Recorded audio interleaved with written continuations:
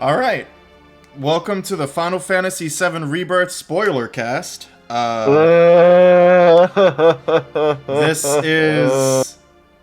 This is a spoiler cast, as in, like, if you haven't finished the story of the game, leave now, like, for real, because you have Go play Rebirth. Go play Rebirth. Okay, I'm gonna count down and we're gonna start spoiling. 3, 2, 1. Okay, that Kate Sith dungeon really is bad, though. Yeah, it wasn't quite as bad as everyone was saying, but I definitely see the problems. The way you throw is so strange. Why am I having to use 3 whole buttons as Maximilian Dude said, Square, we really didn't need you to reinvent throwing. We did not need that. Wasn't there an option to change it to a more normal form?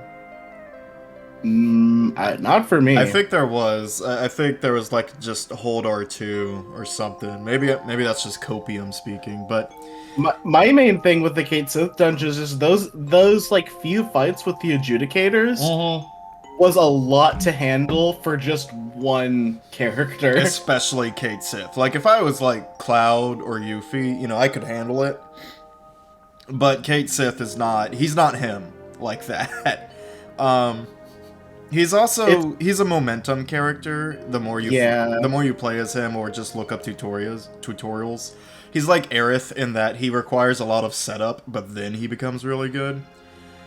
When you're alone as one of those characters, it's hard to make that setup happen, Yeah. But we didn't come here to talk about Kate Sith Dungeon. First, sorry, I know it's been a long time since the game came out for us to finally do this, but this is a long game. It's a long game. Carter's very busy. He has a more important job than you. See, he does physical therapy on people with destroyed pelvises. So, don't go complaining to us when he's out here saving lives, I'm doing God's work out there. Doing God's work. Speaking of destroyed pelvis, never mind. I'm not gonna go there, but No. Let the people know what's on your mind. Well, to be honest, I was just hoping something would come to me, but too much came to me. Because the amount of attractive characters in this game, not just how beautiful they look, but how beautifully they act, is insane. Like, I'm not a furry myself, but I could very easily see Red 13 becoming a huge favorite among that community, Oh, okay. I would expect Kate Sith to be the more popular character with the furry crowd. You think so? Since he's already anthropomorphized. That's fair. Whereas like Red is basically just a wolf. Yeah. Here, I forgot. I'm gonna share. I'm on the podcast playlist, the music one. Oh, okay. And I'm just letting it run through the FF7 ones before we put it on shuffle. That's fair. But yeah, Carter, I know you and probably the audience want to talk about this. Let's go ahead and talk about the ending. Okay, the big question, like coming into this was like, are they still gonna commit to that moment from the first game? I mean, that moment from the original. Of is Aerith gonna die? Right. And I wasn't expecting the decision they took, but I think it's really interesting. Yes. And since you've had like a lot more time to think about it and a lot more time to maybe, I guess, take a stance on what happened, maybe you could describe it for everyone, because like they present it in a very like, so depending on how you want to read it, like either complicated or even like non-literal way. So to be clear, Yes, I have had a lot of time to think about it, to ponder, and to look at all the big theories about it, right? So, to everyone, first off, to everyone, like, being mean to each other about these theories, no one knows anything. Literally... People are being mean about this stuff? Oh, yeah. People are calling each other stupid and stuff for just, like, saying, oh no, I think this is happening, and it's like, and other people are like, ugh, obviously no, that's stupid, you're stupid, how dare you spread that across the internet, and it's just, some bigger YouTubers are subject to that as well, where they're getting, like, a lot of hate stuff. Not anymore, of course, this was just when the game came out, but, like, I'm gonna throw this out there as someone with perspective now, just from the benefit of being in the future. These are all just theories. To say we're going to be able to accurately predict what's going to go on in the third game is... You're not going to do it. I don't think anyone has 100% of the picture. Some of it, I'm fairly certain about. There are definitely readings of the ending that I am more partial to than others. Yeah, I have preferences as well. There are some that are really cool, but I just can't help but bring myself to believe. One I don't believe, but I think is really cool, is the Aerith at the very end is actually Genova. Yeah, I did see that. Go ahead. That is a really cool and interesting idea. And something they could really play with in the next game, but I just don't... I don't know if I can buy it due to the way that scene is going tonally and how much importance they put on, like, the interactions with that Aerith at the end.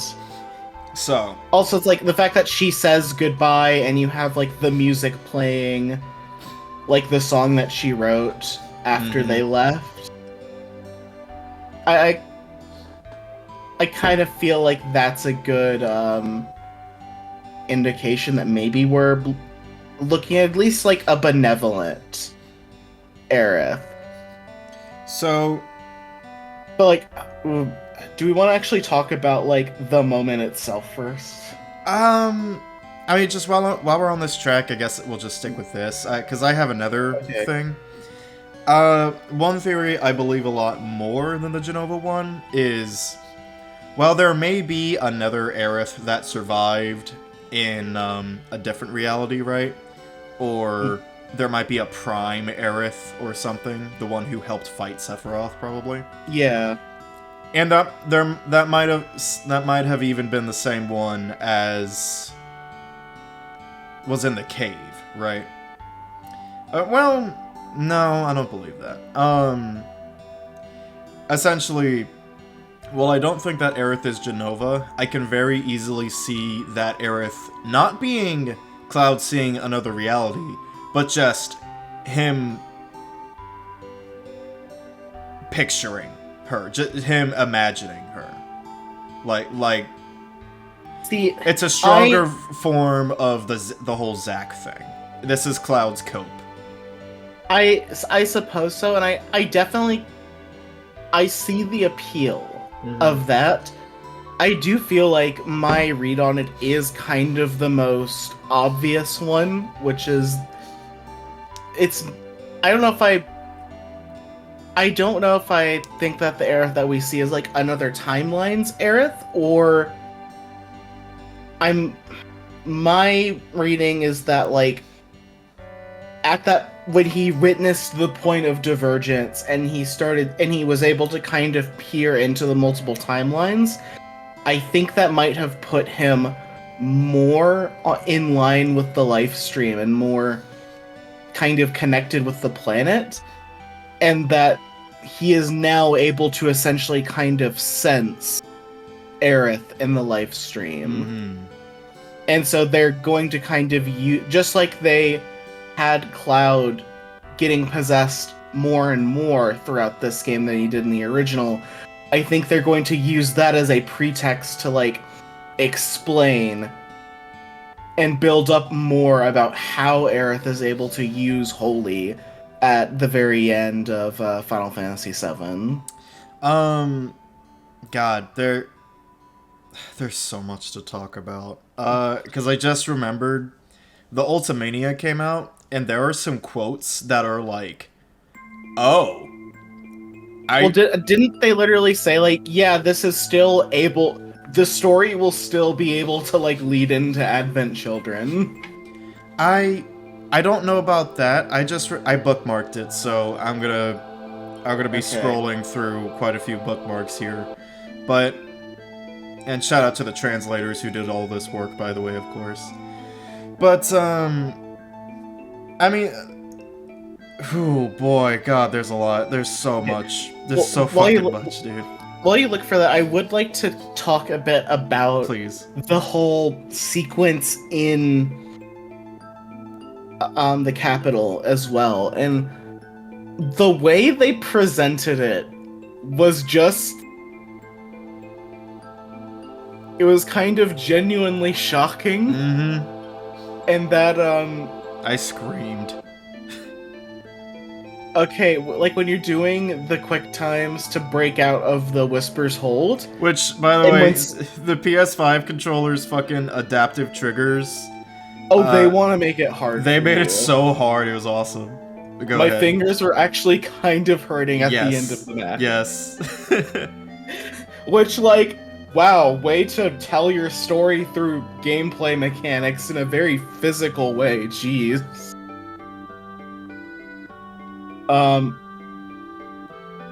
And so those few seconds where Sephiroth is like descending down and you're getting like the cuts between him and Cloud, like that's like the longest 5 seconds ever. Yeah, and then finally, like the mix of emotions. You know, I just remembered one of the things I bookmarked. I'll go ahead and say it now. I think it was... who's the director of the original? Samaguchi? Fuck me. I think so. Well, one of the big guys, just in the Ultimedia, just straight up says... So, in the original, what we were going for was... displaying the shock of grief, right? Like how fast how fast a death can happen, and just oh yeah, because Aerith's death in the original is like kind of cruel in a way. Like it's people kind of forget that this wasn't something that was like kind of presented as preordained or like as a part of fate in the original. She went to the capital in, like, desperation to help, and Sephiroth just killed her. Mm-hmm. Like, there wasn't time for any words, there wasn't, like, time for any recognition, it just happened really quickly. Yep. So, that's what they were going for in the original. And they said, we still want to portray grief. That's still one of the main themes of Final Fantasy VII. We're not changing that. However, we want to display a different form of grief, and what a lot of people do is denial. We want to portray denial of grief, and how it can take some people a long time to accept something like that. So that just kind of gives away a lot of what we're going for, but I like it. Yeah. I do like that angle, no doubt. Yeah, and so, like, I think that does 100% seal that, like, yeah, Aerith's going to, at the very least, stay dead. Mm-hmm. And it would be interesting if, Cloud is making up certain parts of the Aerith encounters. My main thing, though, is that, like, in that last scene, Red 13, who's probably, you know, right behind Aerith in terms of being one with the planet, like, kind of senses her. Mm-hmm. And so I don't know if that is the big thing that makes me, like, dismiss the Genova and fake Phantom Aerith theories and stuff. Is simply Red 13 fucking senses her. So I'm wondering if what they're more going to be going for is, like, maybe Cloud has some unrealistic expectations for what's going to happen. Like, maybe Cloud is kind of okay because he's going forward with, like, oh yeah, we're gonna be able to bring her back at some point. Oh, like, yeah, she's still here, so, like, we can still, like, resurrect her in some way. And there might be an assumption she might just be in an alt universe, and he can he'll just get her back like Zack or something. Yeah. I see. And maybe then it's going to be, like, at some point in the game, that's when it's going to hit him, is when maybe Aerith will even, like, say, like, no, I died. Yeah, like, to be clear, the reality that our party is in, Aerith did die. That's not debatable, right? It's even flashing back and forth during the death scene. Like, it's flashing. You can't hear Cloud talking, but you see his mouth moving. He's giving the speech from the original, you know? Yeah. And so, and people feel... Go ahead. Yeah, and just, like, I just want to put, like, the way they present the whole death is just so cruel, because it's like, you knock the sword away, and then it lingers on the sword, and then it just flashes to her being dead. And it's just... It's really good. What was your reaction when, like, the blood pool started coming from off screen suddenly? I think my mind was racing too fast to, like, let me be clear. This whole that whole experience, it's not just the moment. It was a lot, because I'm gonna be I was on the team of, I think they're still gonna kill Aerith, and I think they should. That's been my standpoint as well. But then playing Rebirth, right? Like, playing Remake, obviously it's like, God, I love Aerith so much. She's so perfect. And I just, you know, I know she's gonna die, or she's probably gonna die. And I don't, like, want it to happen, but, you know, for the story reasons, I do want it to happen. But then playing Rebirth 2, it's like, fuck, bro, this sucks. I fucking love... And then, finally, you get the fucking trial sequence, where you see everyone's trauma, and it saves Aerith's for last. And you play... Aerith's is so heartbreaking. Making the player play as a little girl, asking strangers for help and getting rejected and just crying is, like, goddamn. Like, that was when I cried. That was... that's the one time I cried playing the game, because it's like, fuck me, it's just so sad, dude. Yeah, and just, like, it's... I don't know, I think there's this really, like... It does the technique I kind of like, of, like, to heighten the tragedy, like, we are going to kind of bring you... Like, not necessarily in the stereotypical way, I feel. They do it in a slightly different way, where it's like, they're gonna kind of show you this person's whole entire life to heighten the tragedy of, like, you kind of have this comprehensive picture of, like, what this person has lived through and who they are, and we're still going to make the choice to, like, kill them off. Yeah, and it... At the end of... Like, by the time I finished the trial, I was just like, man, I don't even care if they don't kill her.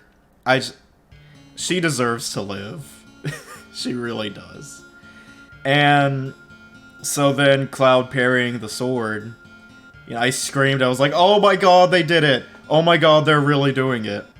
And then it just takes all that away in this absolute, like people this is one thing that isn't resonating with everyone, but I think they're stupid for this, and that here I am calling other people stupid, even though I said don't do that. But I think it's a bit short-sighted to not appreciate what is going on, because what people should keep in their mind more is this is part 2 of 3. This is the second part of a trilogy. This is like looking at the end of Two Towers and being like, what? Oh, you know, just like, oh, what's gonna happen? Or just any part 2 of a trilogy. It's I was gonna say Two Towers might be. I don't know if Two Towers is the best. Yeah, no, Two Towers is too satisfying. Let's say it ends with a climax that like puts other like actual endings to shame. Let's put Empire Strikes Back instead. You know, you got Han, Kryptonite, whatever. It's not Kryptonite. I don't know why I called it that. he's sealed away, right? Yeah. So it's all that, and people would be like, you know, people are frustrated by the ending, and it's like, well, they're frustrated because they thought they'd get a certain emotional climax, right? They thought they'd get Aerith dies, big Genova fight to Aerith's theme, and, you know, it would end on a somber note. But they're going for confusion, and they're purposefully going for confusion. And people people went in not wanting to be confused, they wanted, funnily enough, they wanted to be sad. Well, I'm wondering if, like, I'm wondering if they kind of directed the death scene to be a little deliberately unsatisfying, because it's like, I think it is genuinely a decision that they never show the stab. Like, we never get that huge image. And I'm wondering if they're saving it for like the reveal that no, she is still dead. We are 100. Like, flashback. We are 100% going to get that scene in the third game, and it's going to go along with Cloud accepting reality. Like, yeah, that is what is going to happen. Before that, we might have a Cloud boss fight at some point, because let's be real, Cloud is so bad right now. He is so fucked up. Like, it is. He's in a worse state than he was in the original. He is doing so awful. Yeah, one of my like things that I feel a little weird is like, yeah, Cloud. He's felt wrong throughout like most of this last part of the game, and it's like, what's weird is that no one really confronts him on it. Like, I would have expected more of, like, first off, I expected much more of a conflict between Cloud and Tifa after, like, he almost killed her halfway through the game, and even after he gets possessed again, it's like, no one really confronts him or pushes back, and it's like, part of me kind of regards as like, I don't know if I like that there isn't any pushback, because it's like, so I'm gonna help you on this. It feels like it feels like they could be having this like as a character arc, but it's not being treated that way. But it's also like, I don't know if they want to save all that for the third game. So I do think they're gonna save all that, and Cloud's gonna become like a Dark Knight or some shit. But, which I have evidence for that, by the way. The second time he gets possessed, only Aerith really sees that, and she lies to the rest of the party. Like, you're talking about when he chases Aerith off of Forgotten City, right? Or goddamn it, Ancient that line with we do have that line from Yuthi of just like, he beat the shit out of you. Sephiroth beat the shit out of you, didn't he? So Aerith lied to cover him. Yeah, because she probably knows more what's going on. She does know. I mean, you got the Aerith date, right? Oh yeah, absolutely. She clearly knows what's going on with Cloud, right? Yeah. Like, going as far as to say, I wish I could just meet the real you, and it's like, oh, she knows. She knows. Well, I love that they keep I love that they keep that line in the dream near the end in the forest. Yeah, it's really good. Of like, I'm still searching for you. Mm-hmm. It's just that's such a good line and such a good like encapsulation of like what her role kind of is in the narrative, because it's like throughout these first, like especially in the first game, like she was kind of the only one who like really cut through to the real Cloud in the first game. Yep. I feel. Before he actually came about himself, you know? Yeah. And excuse me. And just and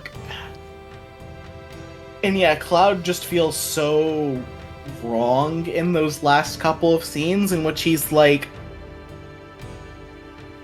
he still like really has some growing to do, because it's like, not only is he kind of a little happy and chipper, strangely, but it's like it really feels like he is just not aware of like that everyone else is just horribly like traumatized by Aerith dying. Straight up, I think Barrett is ready to tie him up with rope. Oh yeah. Like he like Barrett and Tifa probably are like, they look at each other at the very end, they're just like, like my favorite moment of the ending cutscene is Barrett talking to Cloud and just the animation on his eyes and stuff just being like, okay. Like, again, Barrett just absolutely the best character in these games. Mm-hmm. Oh, also, I really like that they give Yuffie that like that nice moment of consideration with Aerith in the temple, where she's just like, "Hey, no, you need to sit down and rest." Mm-hmm. Because I feel like that really helps sell Yuffie like breaking down at the end, because like they didn't get much interaction together. Yep. In the original. But yeah, no, like it's Barrett's gonna deck Cloud in the next game. I mean, he's already done that, like, didn't he already punch Cloud this time? Yeah, he did. But, like, again, really, I do genuinely think there's gonna be a Cloud boss fight. Which will be awesome. But, oh my god, there's so many individual... Like, we're just talking about the ending. We're 30 minutes in, and like, this and we game... haven't even, like, we haven't talked about the whole, like, Zack gameplay parts. Yeah. God, which, like, fucking mighty. Okay, my big fear, like, I've said this before, my big fear with this game was that, like, it was going to be, you get to the capital, Sephiroth is coming down, oh no, he's about to kill Aerith, but then from out of nowhere, here comes Zack, and he saves Aerith, and oh, everything's great. I had that exact same fear. But I actually really like how they used Zack. I do too. My only criticism, and other people have this too, and I agree with them, is Zack sure is barely in the game for being on the fucking cover of the box art, you know?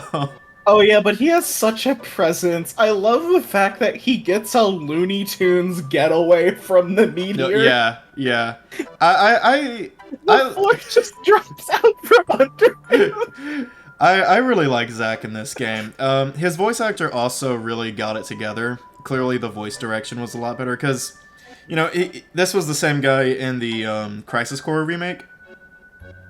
And people didn't like his performance too much in that game, but he's, like, a lot. He is a lot better in this game. Like, I absolutely buy him as Zack now. Okay, that's great. Like... They just do Zack really well here. He feels enough like the Crisis Core version, but still has, like, the writing nuance of the remake trilogy.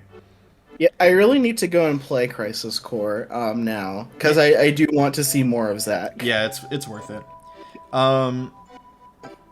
like, the game starting, like, the demo is so fucking funny, dude. The demo absolutely had me convinced. Oh, that's so neat. The first character you play as is Sephiroth. Isn't that funny? It's just like we had predicted, because you and me both were kind of like, yeah, let's get that cold open on Nibelheim, and we thought we were right, but then it's even more insane. The first character you play as is Zack. With Aerith, it like appears to die in the very first scene. Yeah. God, it's just so like, good. And I will say, like, there are several Zack segments past that feel a little fillery, but I do like them overall. I do too. Especially the ones near the end. Like, I really liked his scene with Biggs near the end. Go ahead. I guess Biggs is dead for good. Oh my now, god, but... right? Dude, that was the most shocking thing of the game to me, was the fucking... Like, we have Biggs live, we give him a new design that looks way cooler, he looks like a protagonist now. He's out doing shit, he's in Zack's world, it's all really cool, and then he just fucking dies like a scrub. It's like, oh my god, bro, that was insane. Also, the different scenes of Zack near the end, those were all different Zacks. That is confirmed. Yes. Yeah. I mean, that's what I had guessed, because we see Zack at the crossroads, and then we get, like, the 3 scenes of, like, one where he goes to Hojo, one where he goes to Biggs, and then one where he, like, can't decide. Right. And, man... It's really fun playing as him. Ransom, how did you react to finding out he had a Exceed? I couldn't believe it, considering Exceed is, like, a mechanic that's really difficult to master, and they put it in that one boss very fight. end, and it's just at the... How many Exceeds did you get? I got a few. Dude, I got like 2. I was not doing that shit. Yeah, it's so great, and then it says when you beat the game, it's like, oh, now you can do combat simulator stuff with Zack and Sephiroth, and it's like, oh, okay, cool. No, not really. You gotta wait till the very end. You gotta beat every combat trial, and they're all like exclusively hard mode stuff, and it's like, well, motherfucker, can I just mess around with him, please? Yeah, I was gonna say, I don't know if I have that kind of endurance. Like, I already kind of gave up on the open world stuff near the end, which we will get to the open world. But go ahead. Just I really liked what they did for the ending. Man, I'm glad that I didn't take the materia off of Aerith. Yeah, no kidding. Because that final fight is so fun. Can we talk about, like, some people are like, okay, I know Square is known for their really long final boss sequences, but holy fuck. Bro, I disagree. I fucking love how long it was. Everything from Genova all the way to the final Sephiroth fight. I love every bit of it, except for one phase, but we'll get to that. Yeah, man, and just... We're already fighting Bizarro Sephiroth. Yeah, we're already fighting. Not safer Sephiroth yet, at least, but yeah, we are already at Bizarro. It's fucking awesome. Yeah, are we gonna go through, like, those phases again, or, like, just a different version of them, or... Like, I'm really wondering how things are gonna go, but in that final game, but at least we know that, they have good ideas for, like, the big versions of the Sephiroth fights. Well, one of the ideas I didn't like, and it was when you played as Yuffie, Barret, and Tifa against, like, the Wings phase? Yes, the Wings phase. It took me a long time to figure out what the fuck I was supposed to do. Oh, really? I didn't have trouble with that part, partly because I'm glad they gave me Yuffie in that segment. Yeah, no, Yuffie... I don't know how you're supposed to do that without Yuffie. In fact, I don't think you can do it without Yuffie. I've heard people... I've I think I read people saying that, like, that party makeup is random in that phase, It's not. and that you can. Oh, it isn't? No. Okay, so you do have to get Yuffie. There is no randomness in the final everything. Okay. My issue was Barrett would be shooting at the wings, and I'd see the no damage stuff, and I'd mistake that for Yuffie's attacks, and I'd be like, oh, well, that's no damage. Or like that happened like once or twice, and that had me stumped for a long time, but eventually I figured it out. But even so, it's still really slow to take out the wings with Yuffie, you know? Yeah, I guess. I'm glad that I did have, like, some magic materia on the other characters to speed things up a bit. Like, at the very least, you know, it's like... It's easy. That's definitely the easiest part of the entire fight. Like, Jenova and Sephiroth included. But still, like... Just, it's my least favorite part. Jenova was a fucking nightmare. Really? Like, not... I definitely died to the final Sephiroth more, but, like, the... Oh no, once I learned, like, just stay out of these zones when she's doing certain things, you know, I liked the final bosses a lot. I really did. Yeah. Honestly, I kind of thought that the final boss was a lot easier than Remake's final boss. That's insane. Well, I think it's also just because, like, I remember that final boss with Sephiroth, like, with the Whispers and Sephiroth being, like, longer. And it might just be because it's kind of it's what appears to be, like, one phase, and so it feels longer. Rebirth's fight is definitely longer. Yeah, it feels like it goes by faster because you're going between all the different phases. Mm-hmm. I feel. It's paced very quickly, yeah, I'll give you that. But the final Cloud and Aerith versus Sephiroth fight, holy shit. I loved that, and I think it was probably the best thing they could have done for me in the climax, because I really, really like playing as Aerith. Aerith's super fun in these games.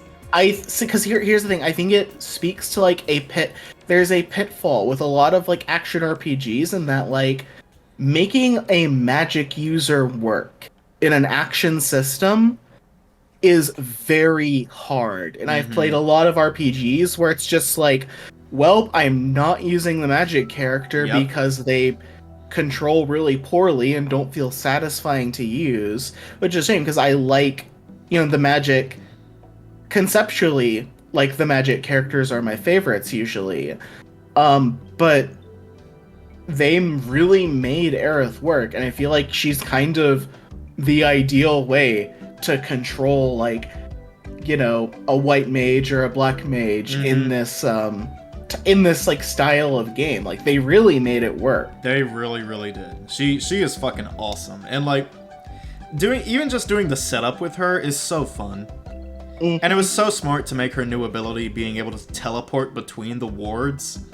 Like, goddamn, that gives her such good defensive maneuverability for shit you already really want to be putting on the ground. Like, goddamn, she's fun. And everyone is so fucking fun, and I always feel so guilty for not using the other characters, except for Cait Sith. I do not enjoy using Cait Sith. Yeah, because I really liked Red 13. I think they did a great job with him. I agree. I thought him and Aerith were like an overpowered team because of Bodyguard, until eventually I found even more overpowered stuff. That being ATB Ward plus Yuffie. That shit is...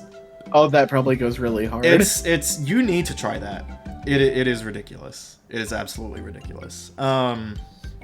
But yeah, everyone's just so fun. Cloud is ridiculous. Doing air combos with him is like the funnest. Using Disorder in the air and just...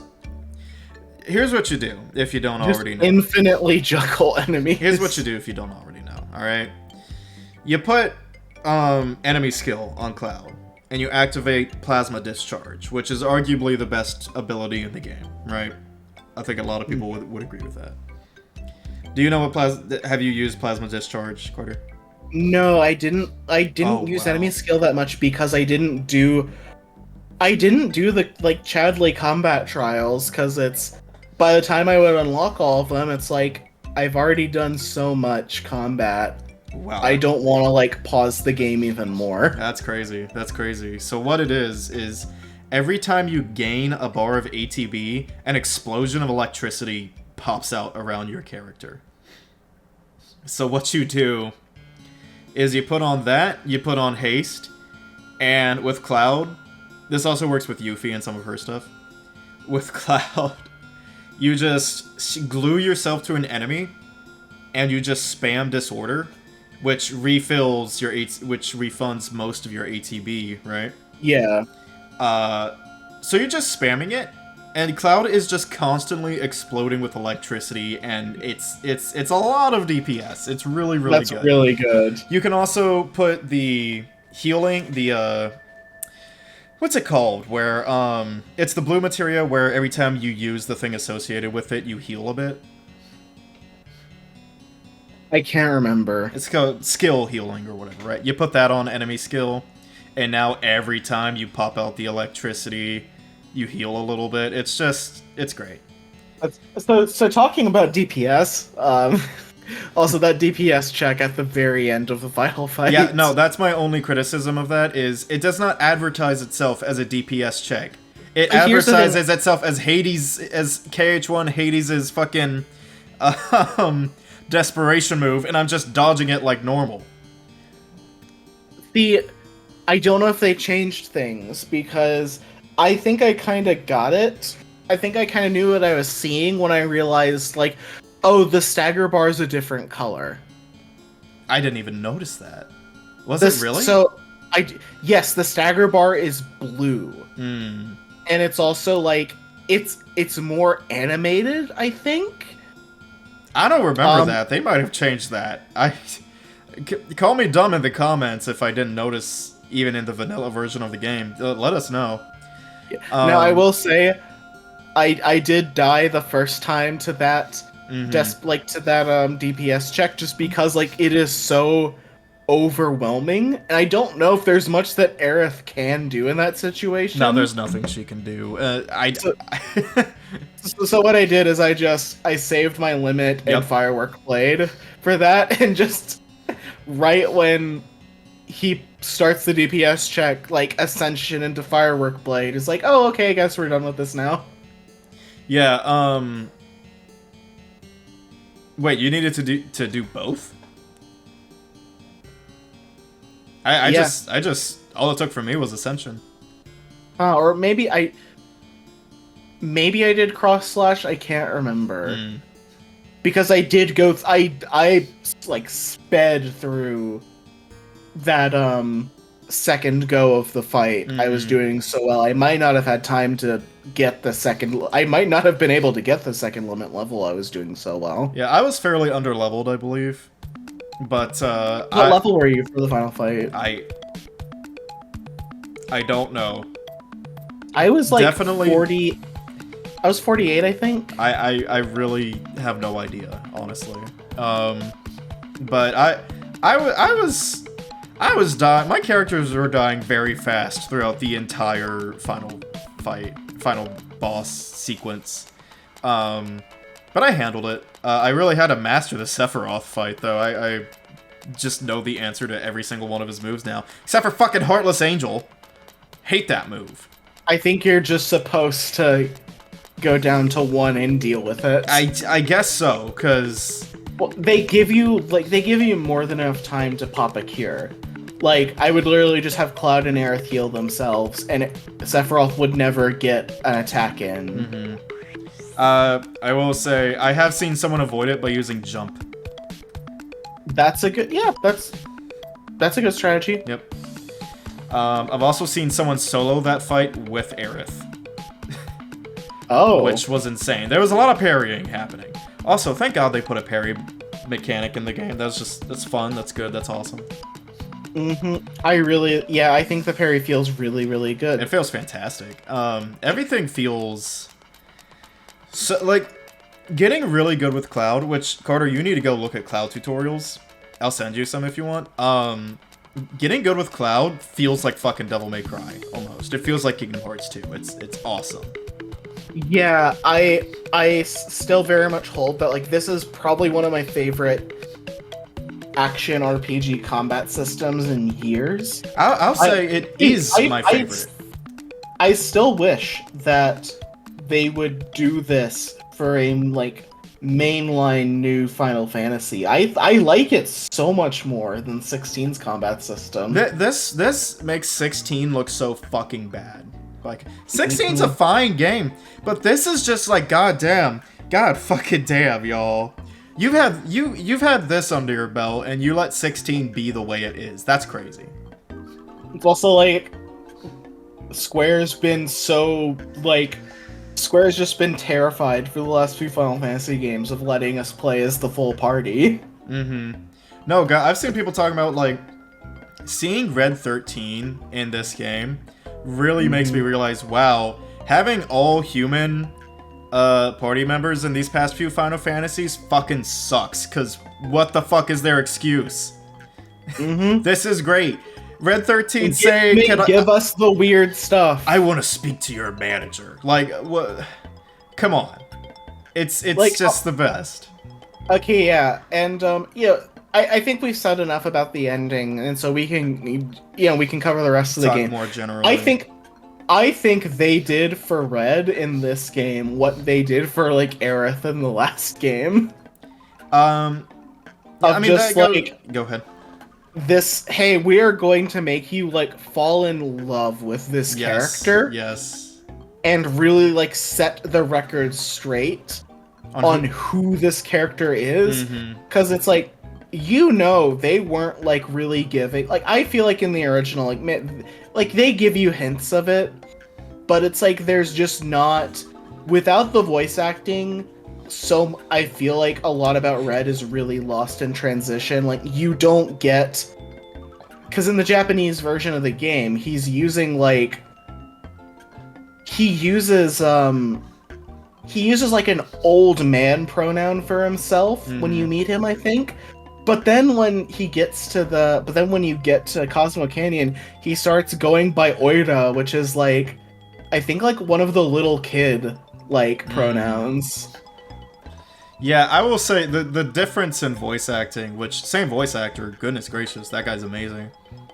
But I never really got used to young voice Red. I'm gonna be honest. I'm gonna call him Nanaki from now on. But it's really funny when you first hear it in the hotel. Yeah, no, that was crazy. I was so confused and was just like, I guess that's fucking Red.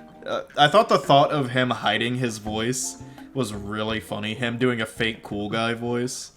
But then I didn't think they'd stick with it like the rest of the game after, except for very few select moments, like when he was threatening, oh my god, what's his name? The Corneo? Yeah, Corneo. Which, that was funny. I love that they brought the joke back. Just another says one of my favorite jokes is how when you're about to fight the Turks in that sequence, they bring out the benches and just set them down. Yes, video games are awesome. Video game. This game is so proud to be a video game, bro, and those are the best kinds of games always.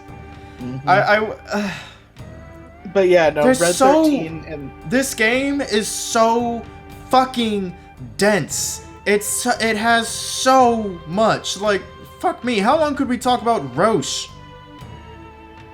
Oh my, I adored Roche. They did him so good! They did him so good! I was so sad when he died.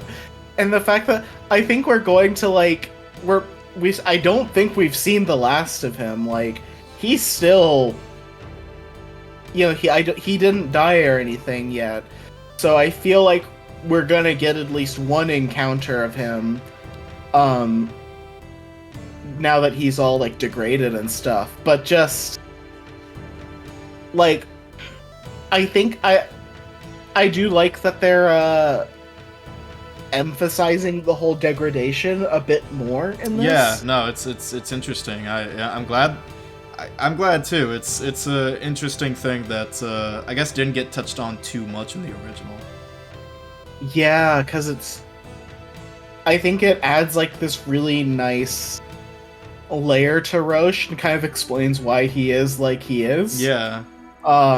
And also I think like if you haven't played the original, it does add this genuine intrigue towards Cloud of just like, oh, are we going to have to like deal with like Cloud slowly kind of succumbing to this? Yeah.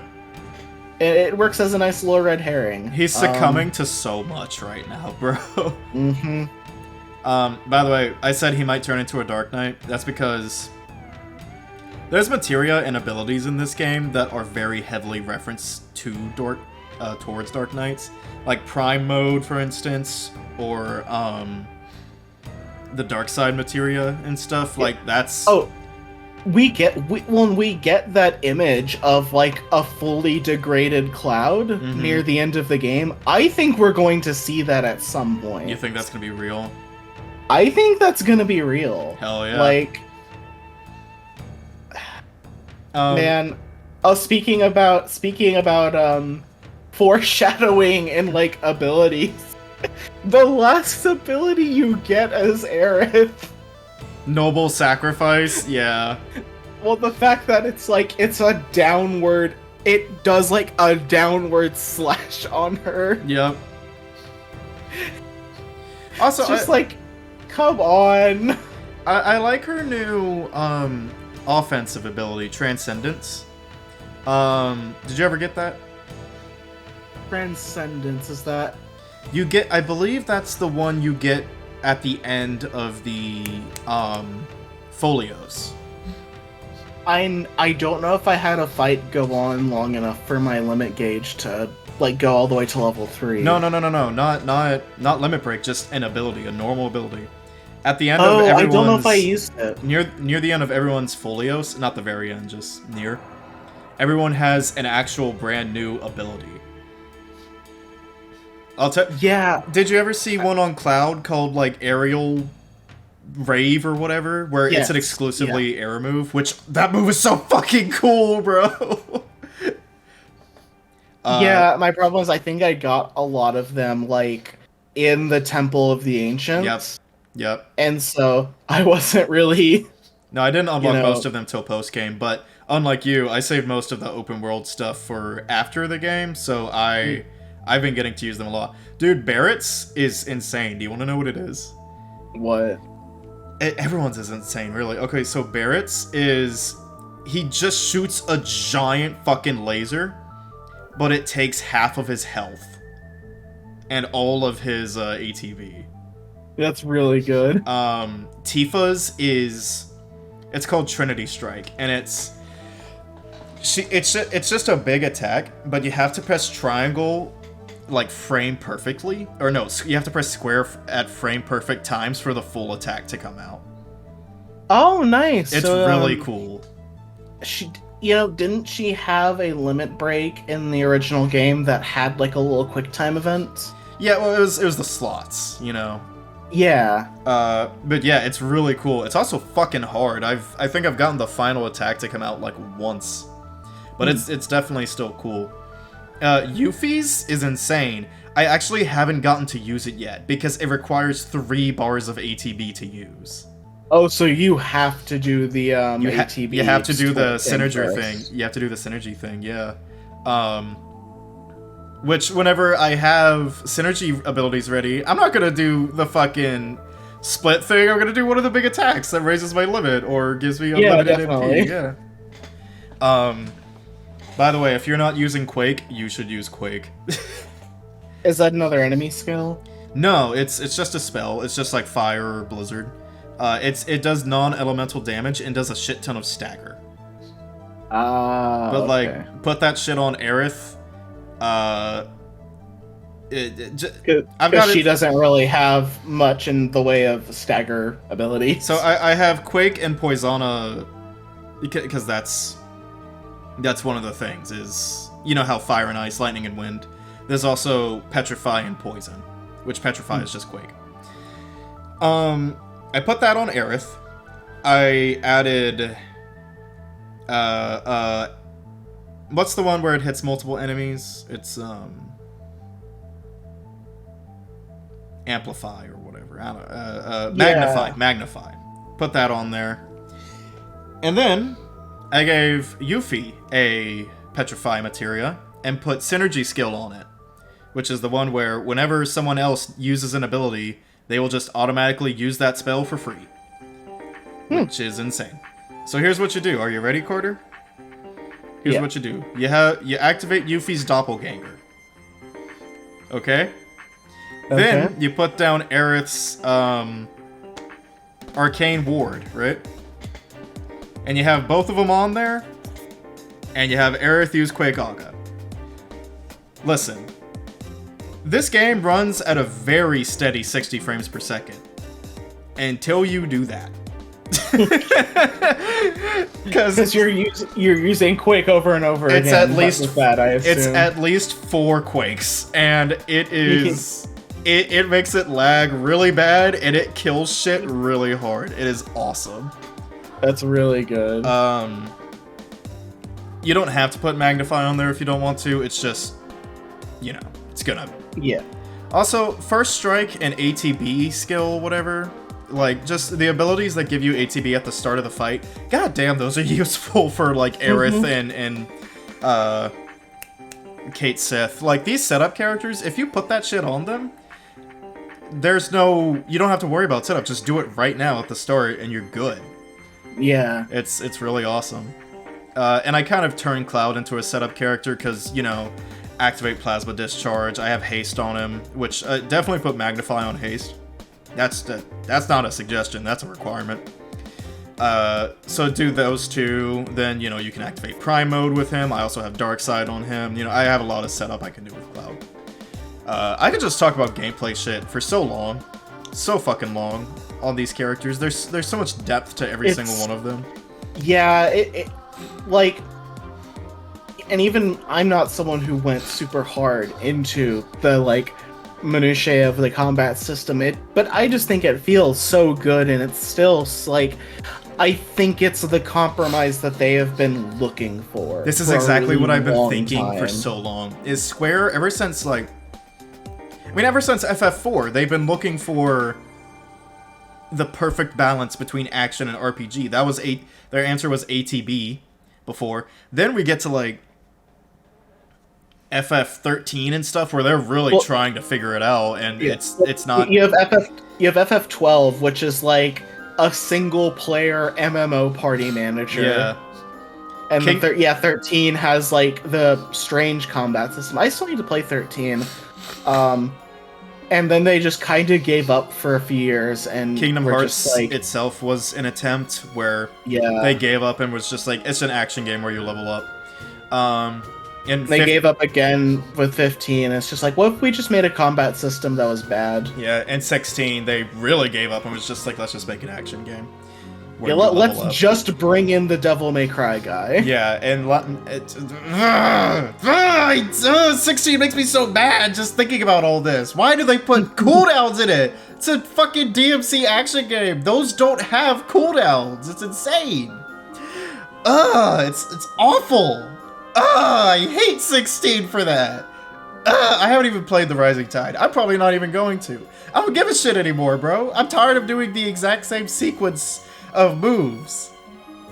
Because that's all you do. You absolutely just, flowchart it. 16 is the most flowcharty game I've ever played in my life. Yeah, well, it's also...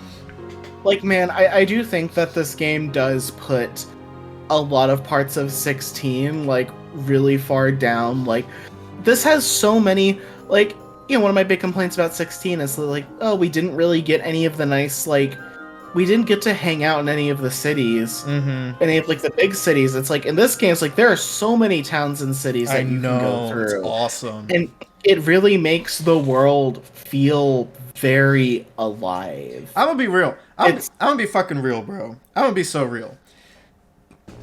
This is the first Final Fantasy that's felt like Final Fantasy in a long time. Yeah, well, Like- I need to play. I really would need to play some of the stuff that came before 15. Like, But don't get me wrong, like, 16 is a Final Fantasy. 15 is... They're all I'm not one of those assholes. Final Fantasy can be whatever it wants. But... Yeah. I think it was Sakaguchi who said this. It's like, I know we've changed genres, but that's not... Like, turn-based RPG is not what defines Final Fantasy. I think Final Fantasy is more supposed to be like a tone or a feeling, you know? This is what he said. When you look the best, when you sound the best, and when you play the best, that is when you are Final Fantasy. Therefore, FF7 Rebirth is Final Fantasy. It is... Yeah. It simply... This is so true to the vision. This is what Final Fantasy should be, or should strive to be. Not copy it, but strive for this level of quality and forethought. Yeah, and with that, I would like, since I did mention the open world, I do have some criticisms with the game. I have some notes on the open world as well. I feel like I kind of got monkey pawed a little bit with because with 16, it's like they give you this open world and you go through it and you're just like, man, there's nothing here. Like, there's not really any great landmarks. There's not cool stuff to do here. Not things to like discover. And that was like one of my big problems with the game. But then I feel like their answer to that in Rebirth is kind of like, I don't really like... I have kind of settled on it, and part of it may be that I burnt myself out by Corel with the open world stuff, but I really wish they didn't do the Ubisoft like checklist format. Yep. And I do think some people will probably bristle at me calling it that. It is that. No, it is. They literally give you a progress. Like, first off, I think it was a tremendously bad decision to give you a progress bar. Yes. Yes. Don't turn this into a checklist. It just makes all of that stuff busy work. And it's like, I think about it. It makes me a little sad because I loved the town and city segments. I think those are some of the best parts of the game for me.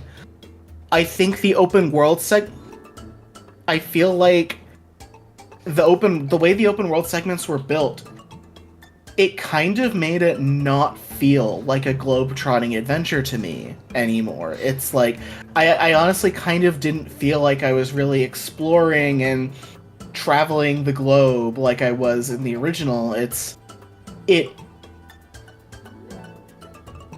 just, I think it takes that kind of magic away, and you look at how like a lot of JRPG worlds are used to be built, and honestly are still built in a lot of cases of like, you're meant to kind of get a little lost and explore and find these like out of the way things and be surprised, and there's just not a lot of that in Rebirth. It's like, it takes the surprise out of the exploration, and it's like I feel like they were very, very scared of you ever getting lost in this game. So, I have some... If you would allow me to take a turn here and say how I feel about it. Yeah. There are, I think, some good ideas and some good, like... I wouldn't want them to change these things. So, one, I think...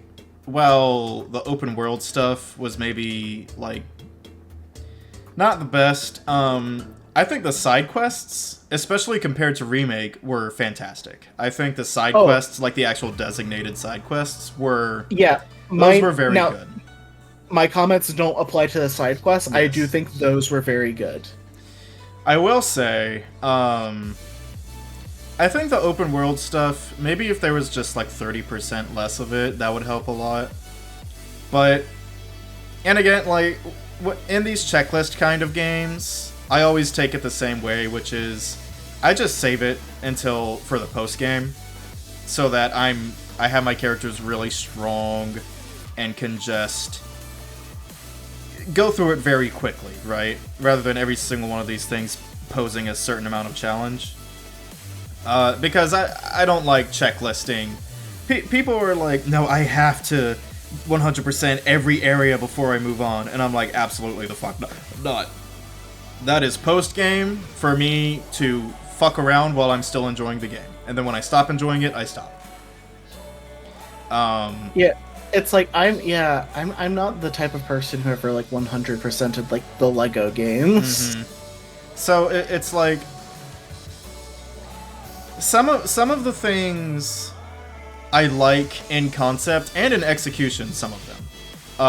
In concept, I like finding the shrines to upgrade the summons, right? Yeah. Which some things make me feel like, was the world map and checklist format a later addition? Because, like, take, like, the bird that leads you to stuff, right? Oh, yeah. That's, like, that would not... That would be enough, you know? That's not... Yeah, hey, good job taking, like, one of the best things from Ghost of Tsushima. Yeah, like, and then just unvalidating it. Like, sometimes if it's really hidden away, the bird can help, but most of the time, you don't need it. And it's like, was this put on the world map later on because we were worried? Like, the integration, I think the reason they checklisted it so hard is because it's integrated into the Chadley points too hard. And it's to get every materia from Chadley in an area, you have to 100% complete that area. And I think they got worried that people would get too lost and not be able to find the final thing, which that would be frustrating. But, like, if it didn't have its own specific currency tied to it, I think they could have been a lot looser with it. I think they could have, Yeah, I wish that the Chadley stuff was just relegated to, like, proto-relics and, the summon shrines. I actually am fine with combat trials and getting materia from Chadley, but, like, that's the thing. I think one thing that I found perfectly fine was the special enemies you could find in the open map. I liked that Chadley's trans persona, which, don't lie to me, that's what's happening there. I like that Chadley's trans persona is giving you info about the creature while you're fighting it. I like that you just find its nest, you know? And I like fighting strong enemies, you know? Like, that's all perfectly fine to me. I'm even fine with that being tied to the combat trials, and you not getting to do the combat trials until you found these things in the open world. My only thing is, everything else, you do not need Chadley for.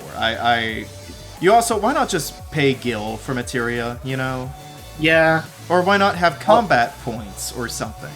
Alright, for fucking...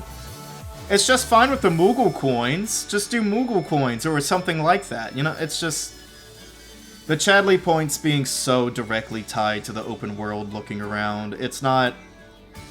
It makes it a chore. You're absolutely right. Okay, and you mentioning Chadley's trans persona, it just reminds me of how, like, I love how they're continuing the joke from the first game of, like, when Chadley sees Cloud in the dress, he has what, like, he describes as an emotional response. Yep.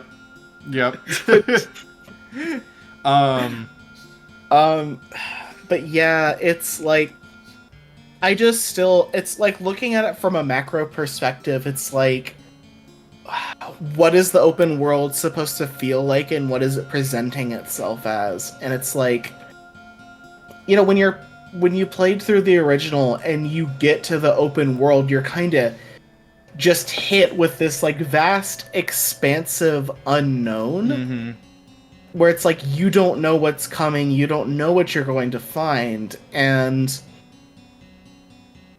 I kind of wish that we had a bit more of that. Like, still, just I know that's really hard to do for a game like that is this detailed. Because, you know, with all the added detail comes, like, more ways for, like, players to get lost if the areas aren't designed properly. One other thing, I would tweak how the chocobo feel. Like, one, just as a base, I think it felt better to ride the chocobo in FF16 than it does here. But also, that's also because in 16, the chocobo didn't have to deal with verticality, which, you know, thank God. These worlds do not feel fucking flat at all in 7 Rebirth, which that's nice on the face of it, but clambering around on a chocobo especially feels very jittery. It is not smooth. In fact, I'd go as far as to say it just feels kind of bad, to the point where sometimes I would just hoof it. I would just walk wherever I was going, because I could not be bothered to navigate around with the chocobo. As well, some chocobo abilities are a lot better than others. Like, the Nibelheim one, I just kind of feel like should be there by default now. Oh yeah, I really like the Nibelheim one. It's just so much more fun. Like, the climbing one is so fucking slow, and the fucking gliding and the trampoline, the mushroom trampolines, like, fuck me, that is whatever, right? Get that out of my fucking face. That sucked. People really didn't like Gongaga for how difficult it was to navigate, but I'm just like, eh. It's just an environmental puzzle, you know? It's y'all are thinking too hard about this. The one I had heard complaints about was Cosmo Canyon. I actually liked Gongaga more than... I think Cosmo Canyon's my least favorite place. I just didn't really engage with Cosmo Canyon that much. I did like the flying side quest, but honestly, with how the story was picking up, I was kind of in and out. Yeah. I enjoyed the Cave of the Gi and the... Oh, fuck me, the Cave of the Gi, bro. That was crazy. Yeah, so like, I really am wondering where they're going to go with this, because the Gi, like... The Gi weren't shit in the original. Yeah, I was gonna say, like, am I just forgetting the Gi being more of a thing? They were not. They were not. They were just there. They were ghosts, and that's it. Dude, fuck yeah, it also makes me wonder, it's like, I felt pretty bad for the Gi. No, yeah, they had an awful fate. I kind of it's like, you know, the Black Materia is bad, but, like, I understand it, man. Yeah. Like, they're literally, like, unable to die and stuck in this, like, torment. Yeah. No kidding they're going to do what they did. No, they're really, really interesting. Also, here's something.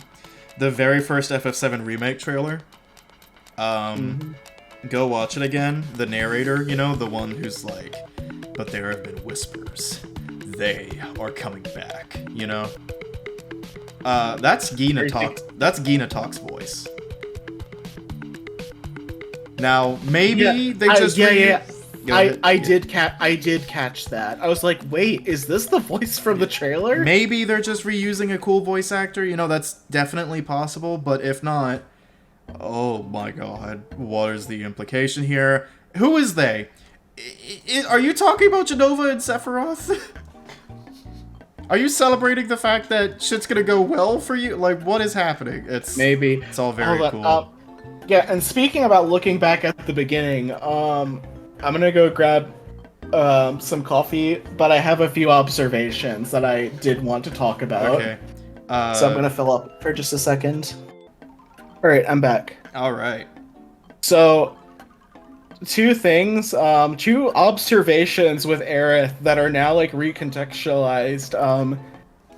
In the intro for Remake, you have like the expanded Aerith scene during the intro scene where she like notices something down the alleyway and kind of runs out. Mm-hmm.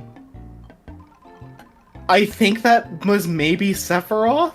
I think so too. And how, because is like, it is basically that sequence at the end basically confirms that Aerith, like, Sephiroth has kind of been hunting Aerith across timelines. Yes, which, Jesus, that was crazy. Mm-hmm. Of just, like... There's so much to talk about, my god! He is, like, Aerith, like, he is trying to kill all of the Aeriths across all the timelines, I feel. I don't know if he's maybe trying to erase her in some way, or keep her from being part of the live stream, because it's like, yeah, why... I think it depends on, like, which Sephiroth ended up killing Aerith this time, because I don't know if it would make sense for the all-knowing Sephiroth to kill Aerith this time, because that is the reason why he lost in the first place, and you know, we can talk about that in a second. But my other, like, I messaged you about this last night, it's like, oh, that's what the line at the end of the first game means. Either, and I think both lines work, of like, I miss the steel sky, and also like, this sky, I don't like it. We know why she said that now, of like, she was seeing the crack in the sky this whole time. Possibly. I like how the shuffle keeps bringing us back to FF7 music. Yeah. That's probably true, maybe, but, you know, don't know that for fact, but it's probably right. At least it's an easy assumption to make. God, okay. Aerith's dream when they go to the alt universe. That was like a fucking David Lynch thing, bro. That was insane. I think that was the most locked in I ever was during the game, where I was like, what is happening? Oh my god, plot. Like, that was crazy. It's... Jeez, bro. Also, yeah, I want to say this. Also, like, this is becoming a pattern for Square Enix that I've noticed, is ever since KH3, they have been doing this pretty often, of like, during the climax, the protagonist will be whisked away to this kind of calm within the storm. Like, they did it in KH3, they did it in Neo The World Ends With You, and now they do it here. And it's like, I think this is just kind of becoming a Square trope now. I like it. And I like it, yeah. God fucking mighty, there's so much to say. Sephiroth being genuinely pissed at Aerith is really interesting. He's like, actually like, okay, Miss fucking Foul Play over here. Like, he is not down with her fucking with his plan. Speaking of which, what is his plan? What Merge the hell? the worlds, I guess. Like, he says he wants... Well, see, he says he wants to create eternity, which makes sense. It makes sense, with what the games are trying to kind of communicate, I feel. And that, like, obviously, like, with this kind of grief message, and with the fact that we've had characters say, like, nothing is forever, like, everything that begins, like, has to end at some point. I definitely feel like that's what they're trying to do. They're trying to set up Sephiroth to go against that and try to create that kind of, like, perverse eternity. Suppose so. We'll just have to see. I hope the next game doesn't take too long. They said this game only took 3 years to make, so we'll see. Yep. By the way, I've been saving this line since I beat the game. Or not even that. But I just want to say something about Vincent Valentine. Why was he fighting me like I'm the one who fucked his wife? Why is he taking this shit so serious, bro? God damn, calm down.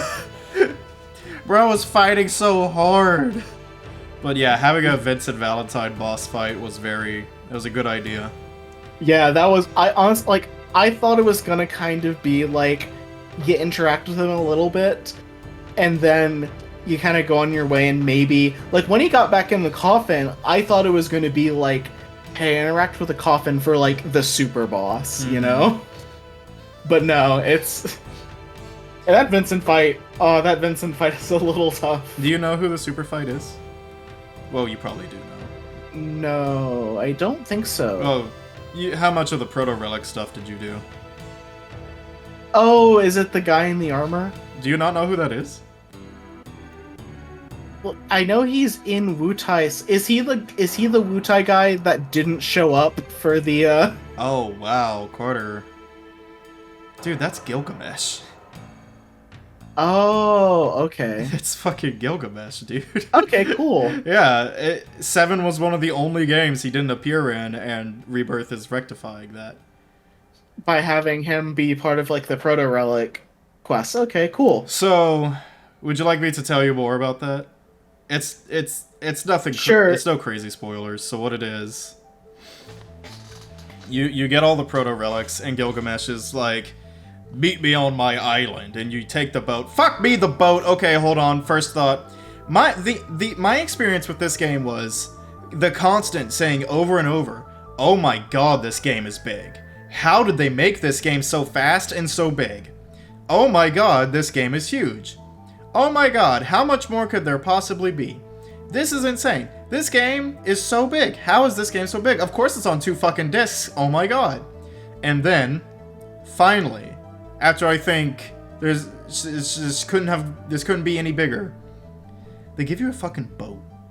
Yeah, and you know what? Actually, I do have something. So, you know how I said I didn't really feel like I was going on a globe-trotting adventure much? Mm-hmm.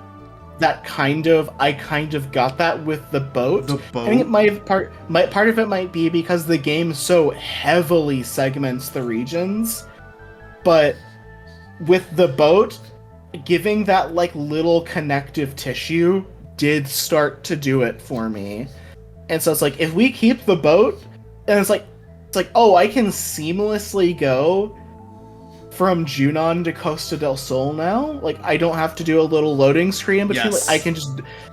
I think if we get the boat and the airship in the next game, that'll do the trick for me. They have said a lot in the Ultimania that their biggest concern for Part 3 is the airship. They're just like, how the fuck are we gonna make that work? So good luck to them. You can see them try with the. You can. But God, I'm excited. I'm excited for that. But yes, Gilgamesh is like, come see me on my island, and you go to his island, which looks like Japan. And you get there, and he's like, "What the fuck? You ruined my proto relics. They're all dusty and shit." And the gang's like, "We didn't fucking do that." He's like, "Oh, you must temper them. You must make them better. Temper them through battle." And you have to do 3 boss fights. The 3 boss fights consist of 2 summons at the same time each. Oh. It's tough! Oh, also, their summons are at full power, I believe. That sounds really tough. So I actually managed to do that. I managed to beat them. All 3. It was fucking tough. But I did it. Again, let me say, Aerith and Yuffie, you need to try that. But then finally, you return the proto-relics to Gilgamesh, and he is the final boss of that sequence. And he is very difficult. I haven't actually beaten him yet, but I know I can do it. I gave it a few tries and I went to sleep, and I haven't been on since because I got Metal Gear 5. But I will definitely do that. But when you beat Gilgamesh, he becomes a summon.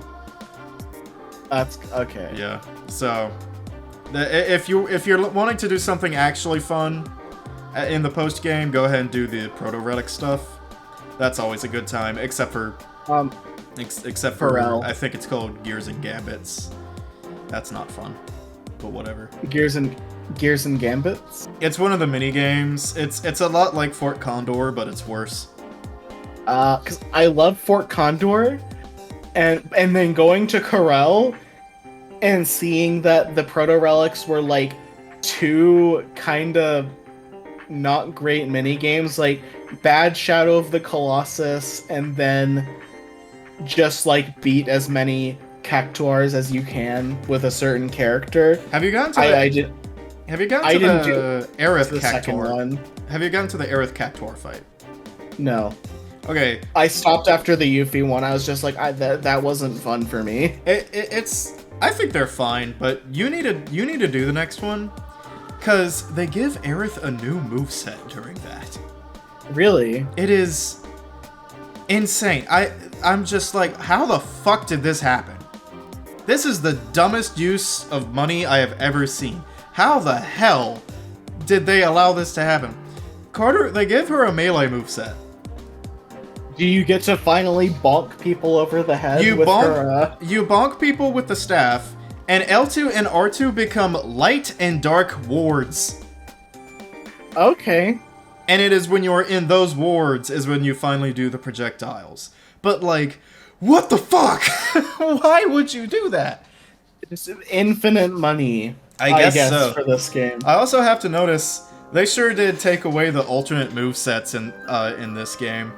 Like, you remember Melee Barret in Remake? Yeah. That shit ain't in here. Well, it's because, like, what? Melee Barret was for what? One weapon? Two weapons. Two weapons. Okay. It's still weird, though. I don't think it's bad they took that away. I don't think anyone used it. Excuse me, goodness. Heavens. But, like... Oh man, what? Oh, there's so much to say. There's so much to say. I still love that we get multiple wall markets in this game. I love the just like little, let's just give the party a little slice of life segment where we're just chilling and getting to interact with them. Costa del Sol. Like, oh my god, James was talking to me about this. He was like, "Don't tell me anything," but there's a part in Crisis Core where Zack has to pick up an umbrella and fight with that. And it's just like, oh, I hope they do something like that with Costa del Sol. And I'm just like, I'm having to keep my mouth shut, but like, I'm just like, oh boy. Yeah, no, the ship to Costa del Sol is such a wonderful segment. I love that they give you a whole Queen's Blood tournament. You get what is probably actually the best joke in the game with Red 13. Yes. In the soldier outfit, walking upright. The set pieces in this game, I'ma say it. I'ma say this. I think these are the best set pieces in any video game. I think you could say that. Fuck's sake, dude, the parade. The parade is so good. The parade, bro, and Cloud getting all into it. It's just perfect. Also, I saw someone say this in like a YouTube comment. I hope the soldiers you recruited and had to leave, I hope they're the staff of the airship. That'd be really good. Speaking of, oh my god, the amount of like callbacks and shit that came forward from Remake. Dude, the little gang, the little gangsters from Under the Highway or whatever. You know they're the Proto Relic. They're the first Proto Relic side quest. Them coming back, I'm just like, oh my god, everything feels so connected. This feels like such a lived-in real world. We're seeing people we've seen before, and it's like, oh, this is awesome. Mm-hmm. And it's always nice to see people get away from Midgar. Yeah, no doubt. It's crazy. Like, Rebirth coming out especially puts a perspective on, like, goddamn, the fact that Midgar gets so much focus in FF7 is crazy. Mm-hmm. Like, Advent Children almost exclusively being in Midgar, it's like, why? Well, it's like, yeah, it really, like, in the game, in FF7, it really is just the intro. Mm-hmm. Like, and the focus is much more on this wide open world that you're exploring.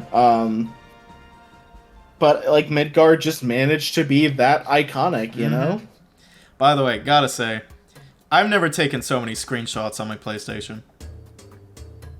Yeah, it is. It's such a beautiful Just game. looking at the vistas, even in 60 FPS mode, like, I know it's a little blurrier, but it's still so beautiful. Like, the use of color in this game is crazy. Mm-hmm. Fucking hell. There's so much to talk about. The I bald really bar, loved, fuck's sake. The what? The bald bar. Oh my god, that moment. The Turks That's are so just... good. The Turks are so good in this game. Yeah, the Turks are really good. I think they did Elena justice. I really liked her in this game. Also, I will say, I get why this happened, and I know it's because the Japanese voice actor for Rufus, Reno died. It was still weird to not have him almost at all in this game, because like the ending of Remake does kind of set up like to explore their character more, and maybe them like, you know, explore them regretting the whole dropping of the plate thing a bit more, but then they don't really include much of that in here. I'm gonna say something. I think that thing that Japan does, because only Japan does this, the respect towards voice actors and just not using characters when they die. Yeah. I think that's stupid. I'm sorry. It's just awkward. It's just weird. Phil, What, are you meaning you don't want Phil from Kingdom Hearts 3? Yep, exactly. Yeah, I get it. I really do, because voice actors are, and on one hand, I feel like voice actors are much more respected over there than they are here. Which is nice. And it is nice to see that, but still, I think I don't personally like when it starts to compromise a story. The actual story. Yeah, the story. Like, dog, I don't like. If I was a voice actor and I died, I wouldn't give a shit. Recast me as soon as possible. Really. Like, the only benefit I can see of getting rid of Reno for most of this game is it does make room for Elena. But even then, like, dude, it sucks. They better recast him for part 3, dude. Like, we can't have a Reno-less part 3. We can't. Well, they got the new guy, didn't they? No, they reused lines from the old game from Remake in the Japanese version. Oh. Meanwhile, English voice actor over here coming into the booth saying generic shit. Ugh.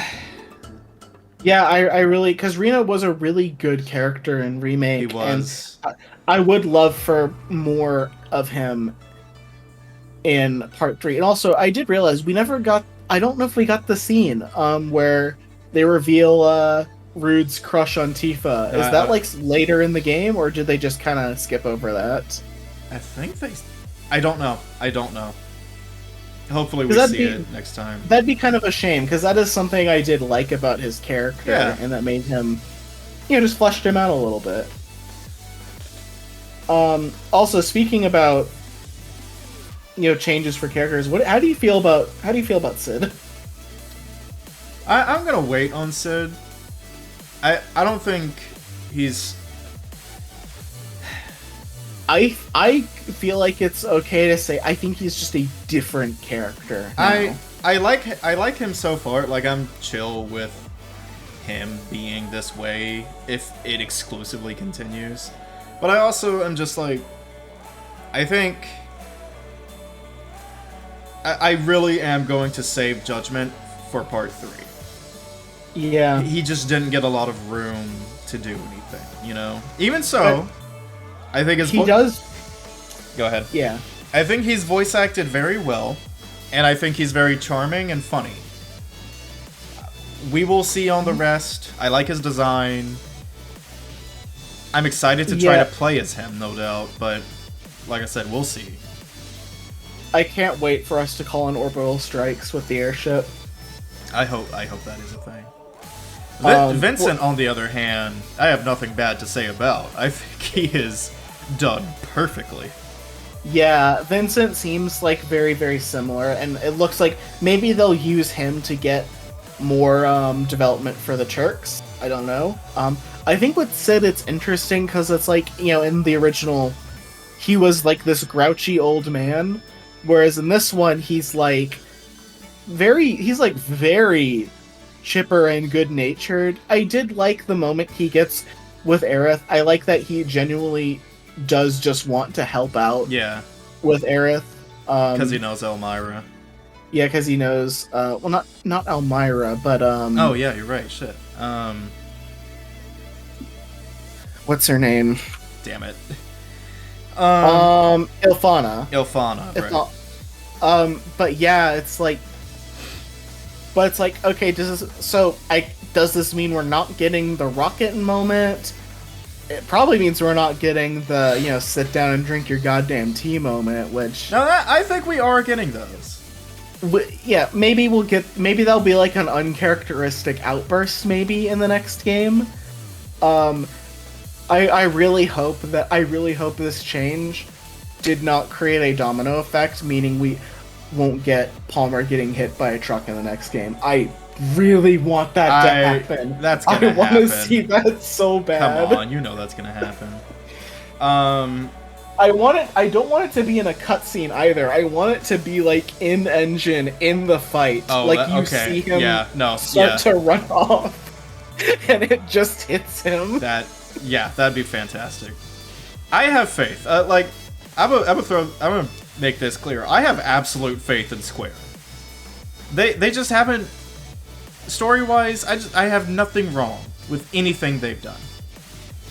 I think the fact that people criticize and hate on this game, I mean, you can criticize it. You know, the open world isn't the best, but like people just say the most head-ass shit about this game and remake, and it's just like... It's because it's the most recent Final Fantasy Ransom. I feel like a lot of the hate for remake died down when like 16 got released. Like people were really, really coming around to remake. After, you know, once like a year or two passed, but then, you know, as soon as Rebirth came out, you know, oh, it's the new one, we gotta hate it. Like, I'm gonna be real, dude. I could see myself putting this above Kingdom Hearts 2. I don't know if I go that far, but like this is really, really good. If the third game is better than this one, then it's gotta go above Kingdom Hearts 2. It's just gotta. I think there's a possibility of it, because it's like, I think some of the game's best set pieces are like still about to come. Like, think about it. Think about what the first like 3 hours of the next game are going to be. Like, we're gonna get skateboard. Well, we're gonna get like the snowboarding segment, and then we're gonna get the confrontation at the Northern Cave, and it's like, next game's so crazy. There's so much shit to like do. People who don't know what's coming, like people who don't know that, like, you know, Cloud's about to get into a coma. Yeah, which, you know, and it's like, that's, you know, and it's go ahead. Like, what I really hope they do is I want that first chapter to be, you know, I want that first chapter to be like the Snow Village and the ascent up the mountain, everything. I still want a cold open on snowboarding. Yeah, and then I want to like wake up as, and then I want that second chapter like to wake up as one of the characters, and like they look out, and you see the meteor. And that's when the title drops. Yeah. Oh, like, my God. I want the logo. I don't want the logo to be part of the title in that final game. I want the meteor to just... I want the title to form around the meteor. That'd be so fucking sick. And like, oh, we're getting the whole escape sequence as well. Mm-hmm. With, like, we're gonna have to fight, like, all of the... We're gonna get that, like, escape sequence where we fight all of the different Shinra people. We're gonna defend Junon from the weapons. Like, They already did so well with the live stream segment in this game. We're gonna get another one with Cloud, probably. That is one thing. I wonder how the weapon fights are gonna be. Oh, I think they're gonna be massive. I wonder if they're gonna be mechanically different at all. Like maybe they weren't in the original game. Yeah, but they didn't have to be. Yeah, I think it might be like you'll be fighting on top of the airship or something. Maybe. We'll see. Even if they're not super mechanically like, I'm not saying I want them to be mechanically different, I just think it would be neat and probably appropriate, but, like, I'm fine if not. I really am. You know, playing Rebirth, playing as, like, Tifa and Yuffie, I really am just like, man, we definitely can have a long segment of Cloud in a coma, because, like, some of these characters can definitely take over as party leader, you know, like gameplay-wise, like, Tifa and Yuffie both can absolutely hold their own as the main character, you know? Yeah. Especially Yuffie, since, one, she's already done it in a DLC, but also, her ninjutsu is, like, I don't want to call it too much, because it's not, but it's, like, wow, I never want her really not on my team. Yeah, it's a really nice way to keep your bases covered. Yeah. Like, I'm gonna go ahead and take a guess. You did not have fire, ice, thunder, or wind on her as materia, did you? I mean, I did from time to time. It just wasn't as much of a priority with her. Never did it. Never gave her an elemental materia. She just has so many good abilities. She does. She's cracked. Yuffie is absolutely cracked in gameplay.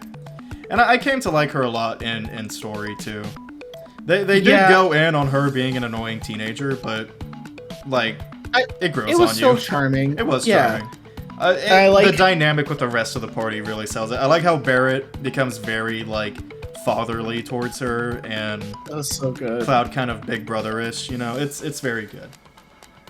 Yeah, I think they integrated her well. I like that they give her lots of scenes before she joins the party. Yeah, yeah. Okay, did you think for a second that they were about to actually kill Rufus? No, I did not.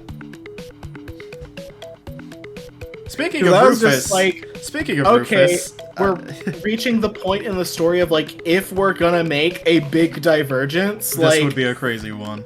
Yeah. I gotta say, by the way, that Rufus fight in the Coliseum, Jesus fuck. Oh my god. Oh, it is so hard. Why? Oh my god, it is so hard.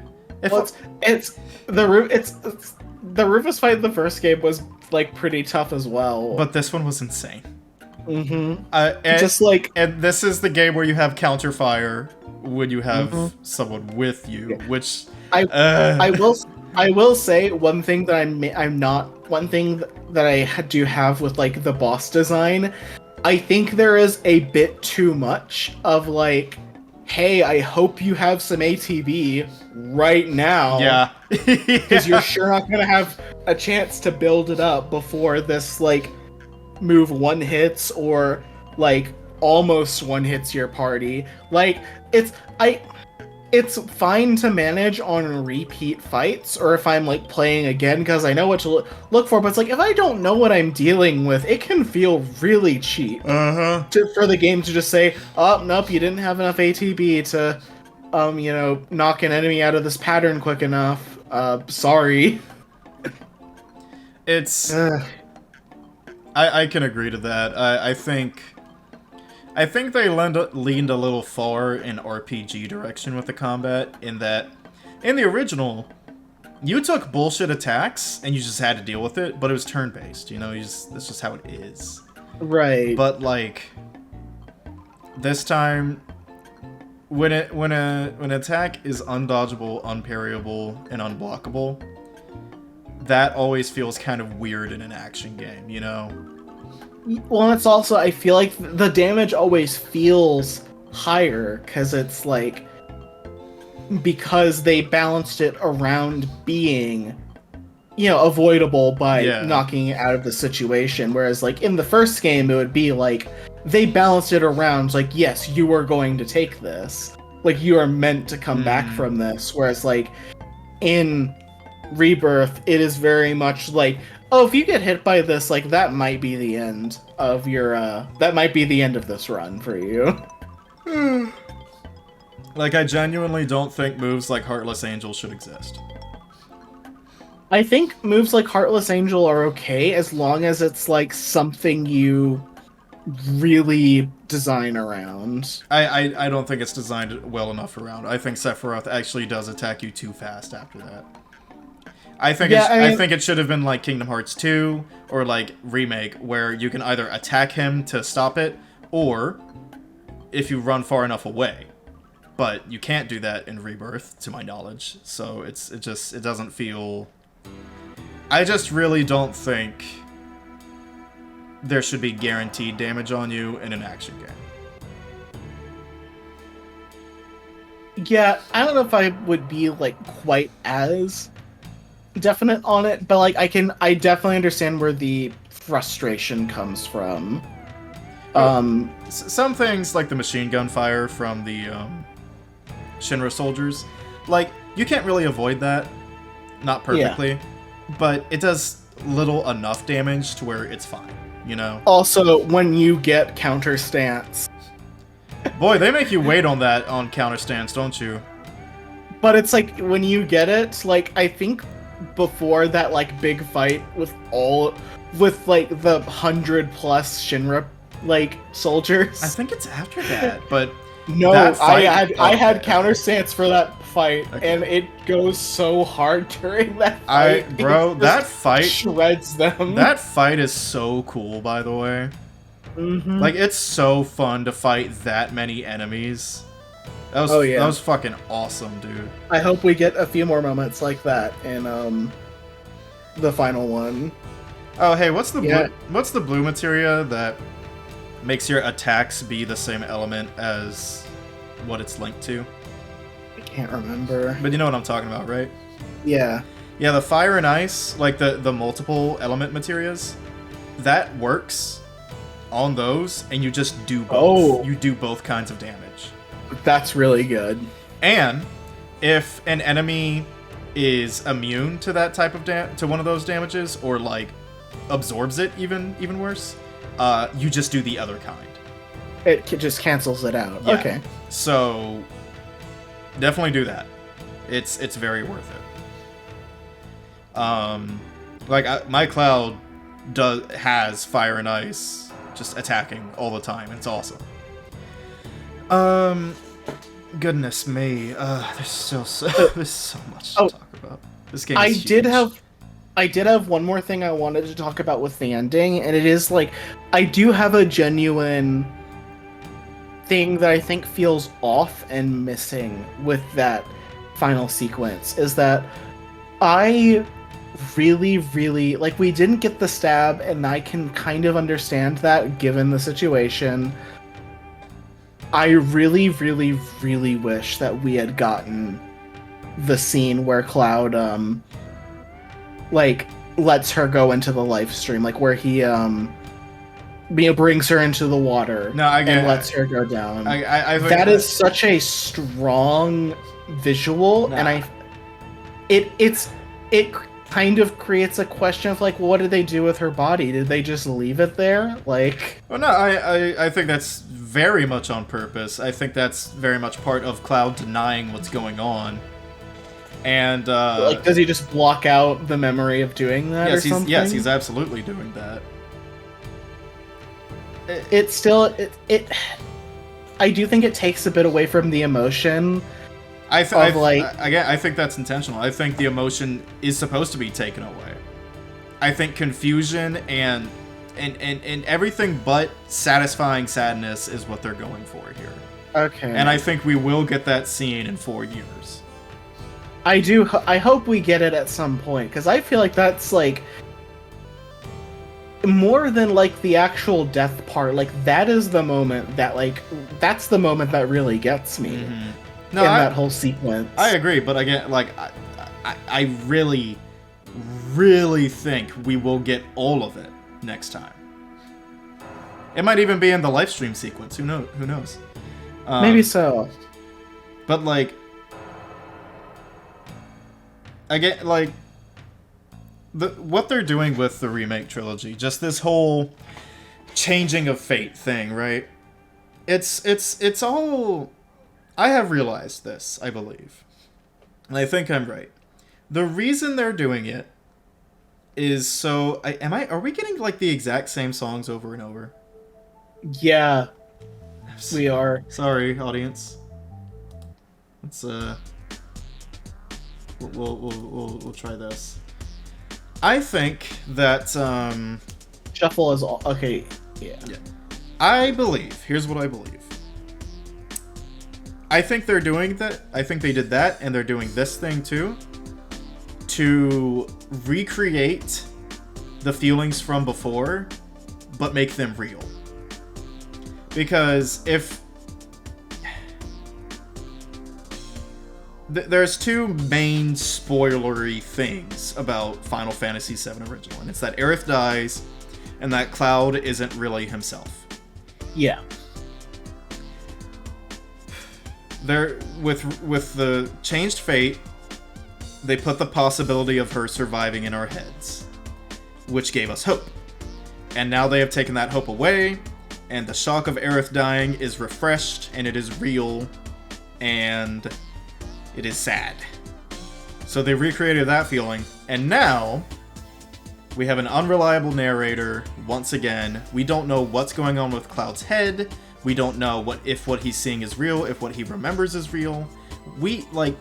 Cloud being fucked up in a brand new way is recreating him being fucked up in the original for the audience, you know? Yeah. That is what is happening here. We are not just remaking Final Fantasy VII, we are remaking the experience of Final Fantasy VII. People always say, oh, I wish I could play X so-and-so game for the first time again. You're getting to do that. Yeah. You are getting to play Final Fantasy VII for the first time again. I think the structure of this game does kind of reveal a bit what they're going for. I think they are still largely trying to tell the same story, but just with stuff added on top in a way. Like, I think this is still... I think the next game is still probably going to go largely... Now, maybe the Aerith... I think it'll largely go the same, maybe with, like, Aerith making frequent little spirit appearances, or I don't know, maybe even... I don't know. I don't know if she'll do that, or if it'll kind of be like Zack, where we kind of flash back to her at several points and see what she's, like, up to in the live stream or something. I don't know. It's I don't know. like... It's interesting. How they will handle Aerith next time, if they handle her, that is an interesting question. How they'll handle Zack as well, because it's like, is Zack in our... Yeah, no idea. He could be in our world and we had no idea. We'll just see. Gosh,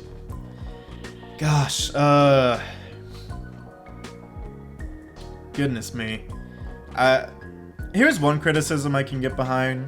I don't feel this way myself, but I understand people who feel this way, is the people who go, I actually kind of wanted more crazy shit. Like, I wanted the story to be more different. Like, this game really is 90% the same, and I could have done with more like 60. And I get that. I totally get that, you know. If you were really on board with the story changing from the last game, right?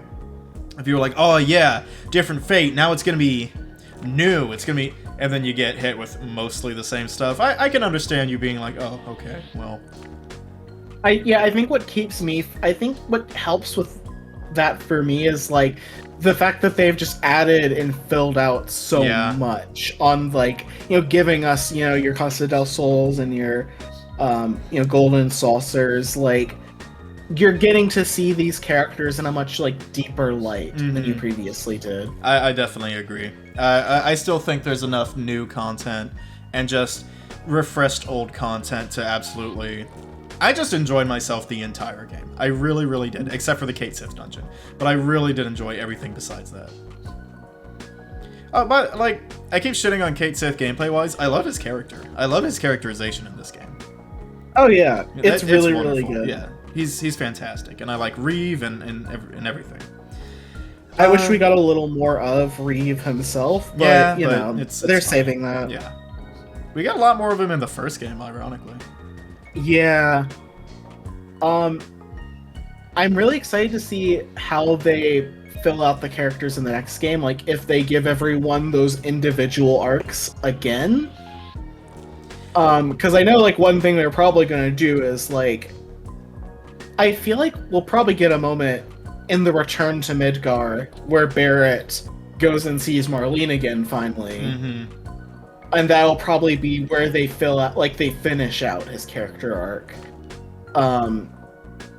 And I think, you know, they'll probably have, like, Red 13 get a big moment during the fight against Hojo. Mm-hmm. You know, they might not have to necessarily be, like, full dungeons or chapters, but, like, I do think they are going to try and give everyone, like, big moments again. One thing they might expand on is when you're on the airship and Cloud says, like, everyone go and take some time for yourself, and if you're not fighting for something you believe in, then you don't have to come back. We might get individual segments for every character there. I'd be fine with that. I would also be fine with that. I do hope they put back in Cloud and Tifa having sex. I don't know. I think it would be fine to do now. You know, let's just hope that, like, you know, it wasn't in the. Go ahead. Yeah, let's just hope the ESRB doesn't freak out at it. Well, I mean, they could be really subtle about it. I think if they just recreate what they did, what they were originally going to do, where it just cuts to a scene of them coming out of, like, a chocobo barn and being like, I hope nobody saw anything, and Cloud, well, the chocobos certainly did. But, like, if they just did that, you know, it's fine. Have you seen the other? Yeah. Have you seen the other date scenes, by the way?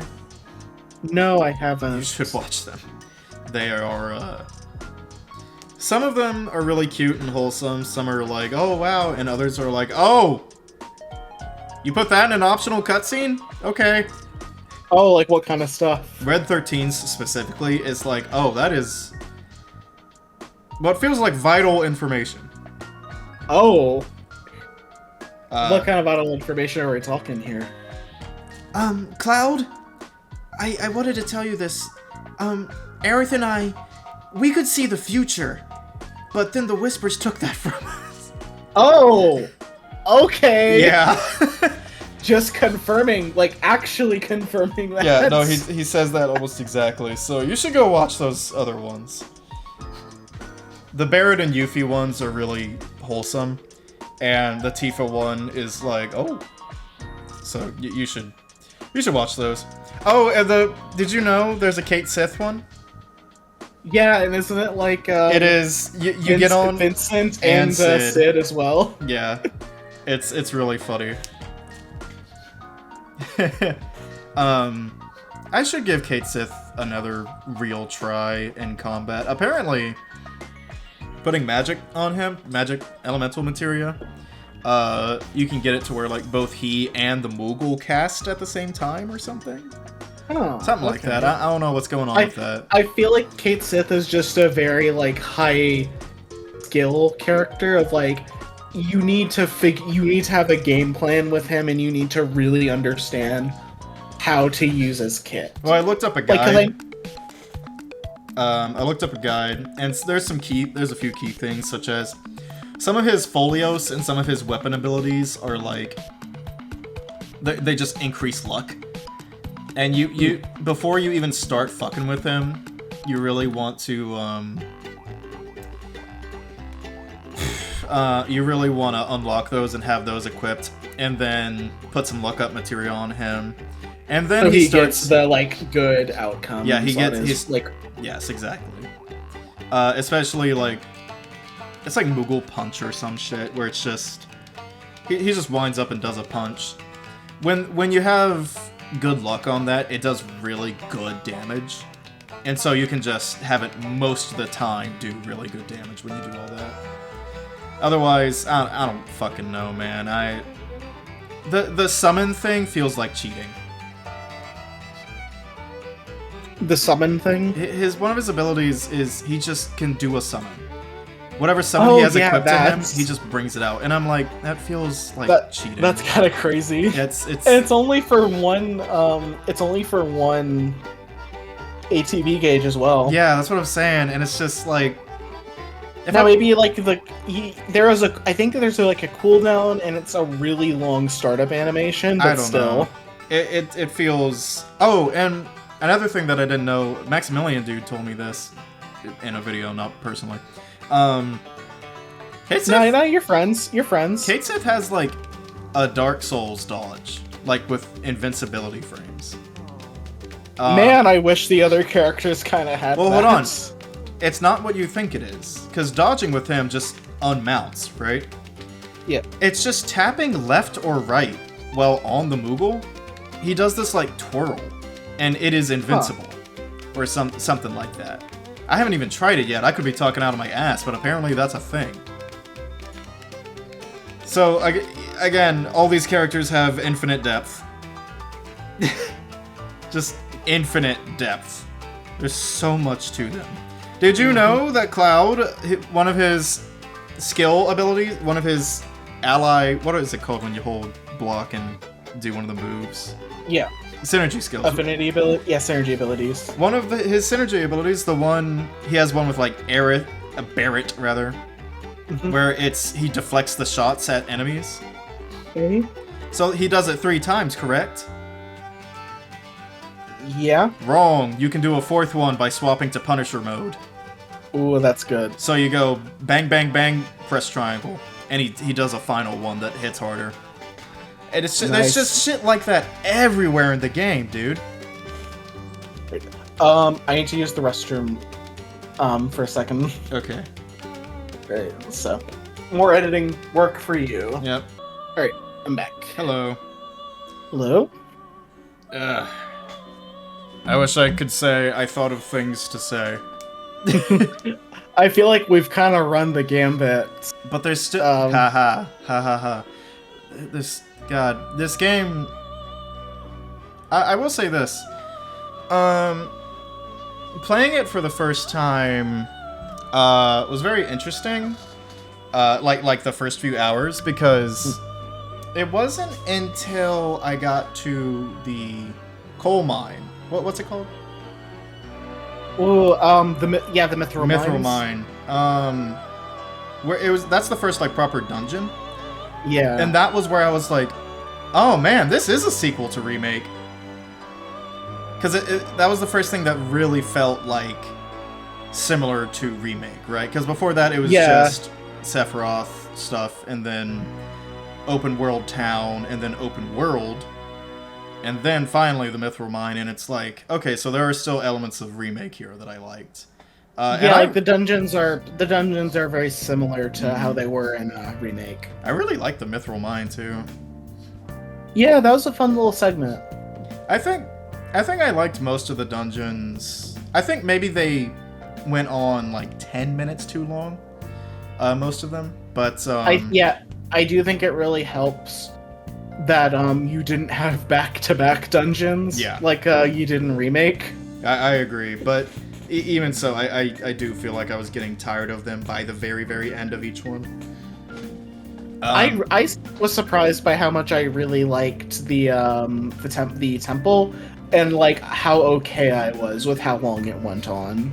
Temple I was fine with, I think. The music was really good. I mean, oh my god, the soundtrack. Oh yeah, no, the soundtrack is okay. Fantastic. So I thought I already had my favorite version of Those Who Fight Further, and that was the Abzu version from Remake. The one that starts with a really heavy bass. No, fuck that. The dragon fight now. Oh yeah. My god, that version. Also, that fight was awesome. Yeah. Like, how many... If you were to wager a guess, how many boss fights do you think are in this game? So many. There's so many boss fights in this game. Like, it is an inconceivable amount. I really don't... I couldn't even hazard a guess. It's crazy. Dude, and like, the main theme of this game, I love the performance scene, and like that part actually kind of made me tear up. The performance Of like, yeah, Wait. of like giving Oh, Aerith this Aerith, big yes. moment. No, yeah, same. God damn, that was awesome. But yeah, and just like what a moment. I feel like the composer knew, like, I have to do this right. Yep. I get like one chance. And they did. They really, really did. Mm-hmm. Also, Cloud being a bad actor is really funny. Yes. I love that. That was great. Barrett killed it. Mm-hmm. Barrett got so into playing the villain. Yep. God. How'd you like the Nine sequence? They really do such a good job of like going through the songs, and that soundtrack really makes it feel like you're experiencing them for the first time again. Yep. The Nine boss fight I loved a lot, but if I'm being honest, like I didn't mind his like final scene. Like it was. It's a little silly with the like how bad the Evan the Shinra people are. Mm-hmm.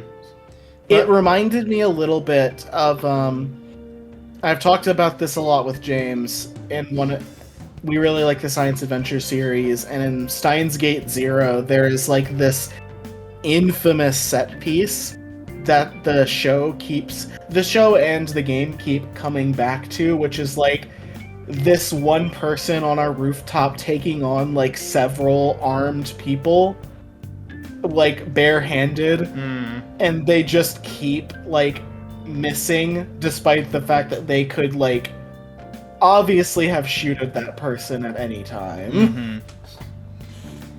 It reminded me of that. It also like I mentioned it during our demo discussion, but it's like, yeah, that a very awkward moment during the Nibelheim sequence as well, where everyone's just standing around not shooting Sephiroth. Yeah. One thing I was gonna lead into, despite the Dyne death, you know, like it hit enough, but it wasn't like amazing for me. Going to Barrett's hometown and seeing how he handles all that, that hit me. That was like, oh man, this sucks. Poor Barrett.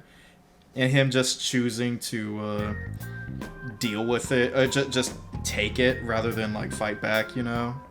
Well, it's like him putting the sunglasses back on. Yep. After keeping them off for so long. And also like the trial moment of like, did he even mention his girlfriend or wife dying to the others?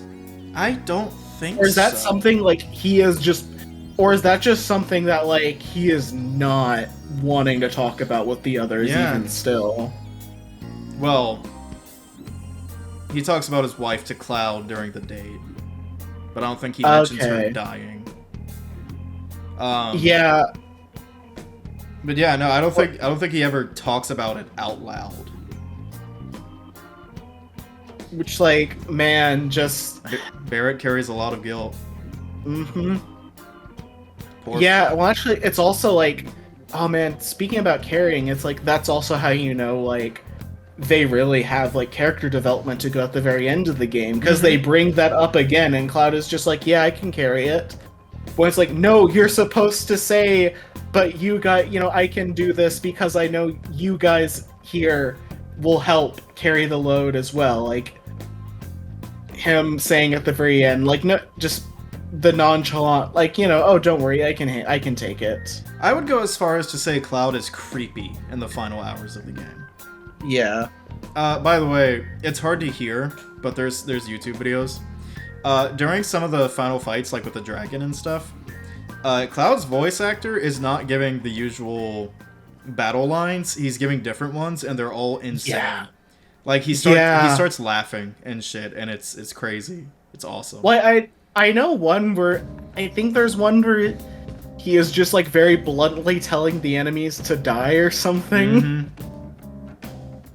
It's I really like that attention to detail. It's a great touch. Like, man, just character. They do such a good job at imbuing everything with character here. And I love how they've just been like really, really developing and going further down with everyone. Like, I really am interested to see how like they finish out things for Barrett, if like he'll kind of fully open up about all that stuff.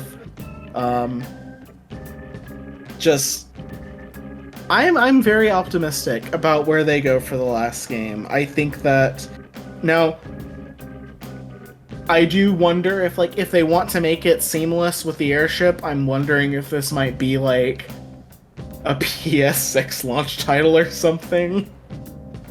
It's at very least going to be like towards the end of the PS5's life cycle. I really, really, really don't want it to be on PlayStation 6.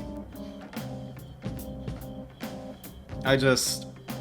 Like, I think they're halfway with the boat, and they've just gotta figure out how to get it that last bit of the way.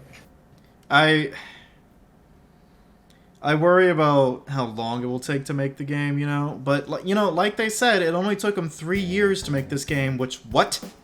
And they've already made... Well, it's like... And you also do revisits. Yeah, no, and most of the world has been made. Yeah, so they have the assets. They gotta make Wutai, they've gotta make the island where Cloud is treated, you know? Northern Crater.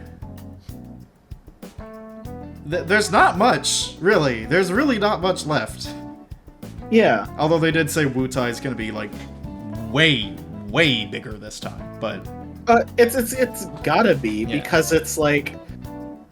What we just played through was essentially, like, what, 2/3 of the game? Mm-hmm. So... Well, also, like, going to Wutai in the original and it just being, like, a town...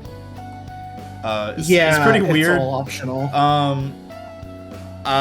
They really go in on Wutai feeling like a whole country with these two games. So I'm gonna imagine they're gonna, try and follow up on that, make it feel large. God, man. I don't know how much else I have to say. I'll just say, like, I think this game is underrated. And I know it's getting 9s and 10s across the board, and I still think, like, developers need to look at this game and see, like, what has been done here. What they need to learn from this, because this is just something special. This isn't, like, my favorite game or anything. This isn't, like, my perfect game. There's definitely quite a few decisions I disagreed with, but I do think they really did something special. I would honestly say, like, just for the last game and going forward, my thing is just I like to see Square Enix doubling down on what they do really well and stop trying to chase trends. Because it's like, I feel like when they have chased the modern, like, Western gaming trends, that's what has, like, resulted in a lot of the more subpar elements of their design. And I feel like when they just do what they know they can do really well, and they double down on trying to be something unique, that's when they really shine. I agree. I'll never get out of my head that they made this game this giant game in 3 years. It's insane. It is actually insane. And everyone on the staff says it is because we kept 90% of the same team. It is because we didn't have to teach anyone. We didn't have to do this or that. We didn't have to do blah, blah, blah. We worked as a team and continue to work as a team and that made all the difference. Which and it's just I'm a little worried about, because I don't know if you saw the post yesterday, but Square Enix just announced like layoffs, and it's I really hope that this isn't hitting. I'm gonna be optimistic here. They did just come out with Foam Stars, right? Yeah, which like, man, Square Enix is like, I will say, like, they are definitely a company that is currently kind of succeeding despite themselves. Yep. Like, apparently they still... Here's the things, apparently they still lost money this past year. God. Because, like... And it's like, you know what? I can understand why, because it's like, okay, they banked all in on FF7, Rebirth. It's like, okay, not only is this like a PS5 exclusive for a console that most people don't have, it's also a sequel with like, you have to have played the first one, so it's not going to get the numbers that the first one got. It's like, yeah, I can understand why this wasn't necessarily making their money back. I will say, but like, I do think the game will continue to sell well. Like, yeah, because of word of mouth and such, I do think more people will buy this game throughout the year, and in the holiday season, it'll get a huge like hit. Also, and once they have released it on PC, that'll be a big bump. I think they have said that like they are going to start being much more aggressive about being multi-platform, and like, I think that's the right decision. I agree. Because like, this console, like, it is very unfortunate how like this console generation has been very inaccessible for a long time. I really, really hate how Sony keeps saying, oh, we're winding down on the PS5, and it's like, what the fuck are you talking about? There's 3 games on it!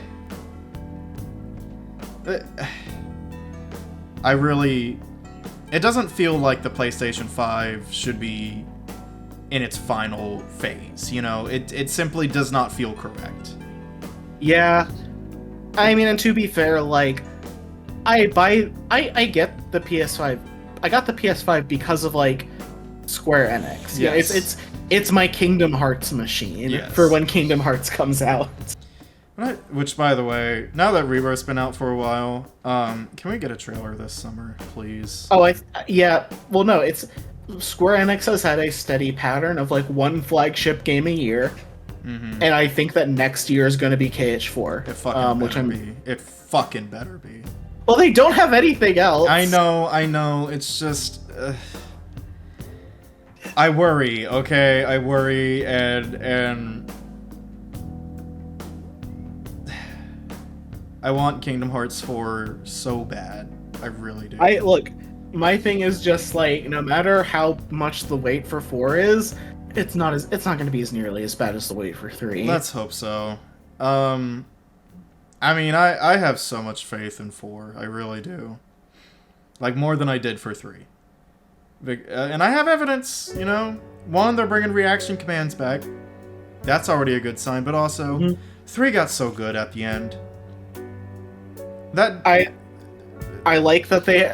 I'm really hoping that they take this opportunity to have, like, that blank slate and just not have this be so tethered to all the different directions the story was trying to go in 3, and it just wasn't working because it's pulled too thin. No, I think they've been waiting on this for a long time. I think Kingdom Hearts 4 is the game they've been wanting to make since the mobile games started coming out, really.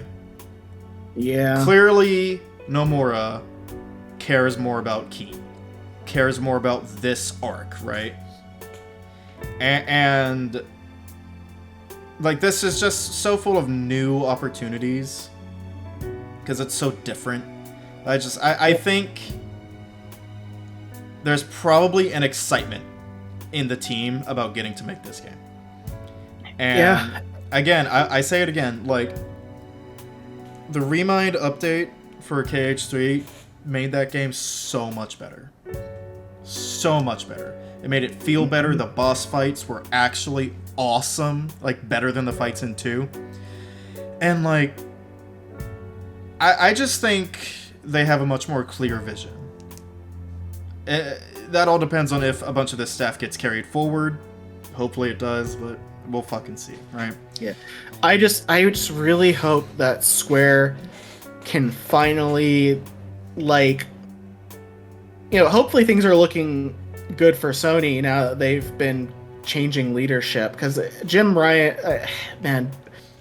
was the one who closed down Japan Studio, right? I think so. I'm hoping that, like, Sony gets better with... It's just been awful for the company. Wait. I hope that Square can just really... I was just complaining about the leadership in Sony and how it might be good that we're getting a change in it. I hope that Square can finally, like, get its head out of its ass and have a They have the potential to, like, have a Capcom-esque comeback. They really do. Their games are good enough. Like, they just need to stop shooting themselves in the foot at every single possible, like, moment. Can't believe they tried to get into NFTs. I really can't believe it. They're still trying to. Oh my god. I think that CEO still really wants to do stuff with NFTs. Why? Why? And I think that, like, the Final Fantasy XIV guy is still having to keep, like, a bat with barbed wire in his, like, desk to take out whenever that CEO comes in his room. Yeah. God, oh fucking mighty. Ugh. Why your games gotta be good, Square? Why your games gotta be good? Like, it is such a just... It's happened with so many publishers nowadays, where it's just like, their development teams are making such good games, but they want to ruin them so much. Yep. God, I mean, this is supposed to be an FF7 Rebirth podcast, so I suppose I'll cut us off before we get too into stuff, because I could start talking about Microsoft if I wanted. But, yeah, if you don't have Rebirth... You know what? Go ahead. Yeah, you know what? Actually, that might be the strategy. That might be need to be the bold new vision for Sony. Oh, I mean, the bold new vision for Square Enix is that, you know what? Instead of trying to kind of tighten up and, maybe polish the AA games a little more and, keep printing the money with that FF14 has been doing, instead they should just cancel their games. I think that's the better business decision, to just cancel everything. God almighty. That could be a whole other conversation. Whatever. If you have a PS5 and you don't own FF7 Rebirth, why? You owe it to yourself. It's like, give yourself a little treat. Like, if you, like, what did you buy a PlayStation 5 for then? Like, what, Spider-Man? I'm gonna tell you now, this is better than Spider-Man. Alan Wake 2 is a good answer, honestly. Still. Yeah, y'all should go get the game. It's, I don't know. Yeah, and like, whatever. I know I've complained a bit about the game's design and how certain parts of the experience didn't hit for me. I still think that, like, if you are a fan of JRPGs, like, this is still an experience that you have to, like, give yourself. If you're a fan of video games, honestly, like, this is a landmark moment in video games. It really, really is. This is, like, play both Remake and Rebirth. You really, really owe it to yourself. They're both astonishing and will make you look at other action RPGs in a worse light. Okay, I think I'm good. Okay. This was fun, man. All right. See y'all later. Bye. Bye, everyone. Thanks for watching.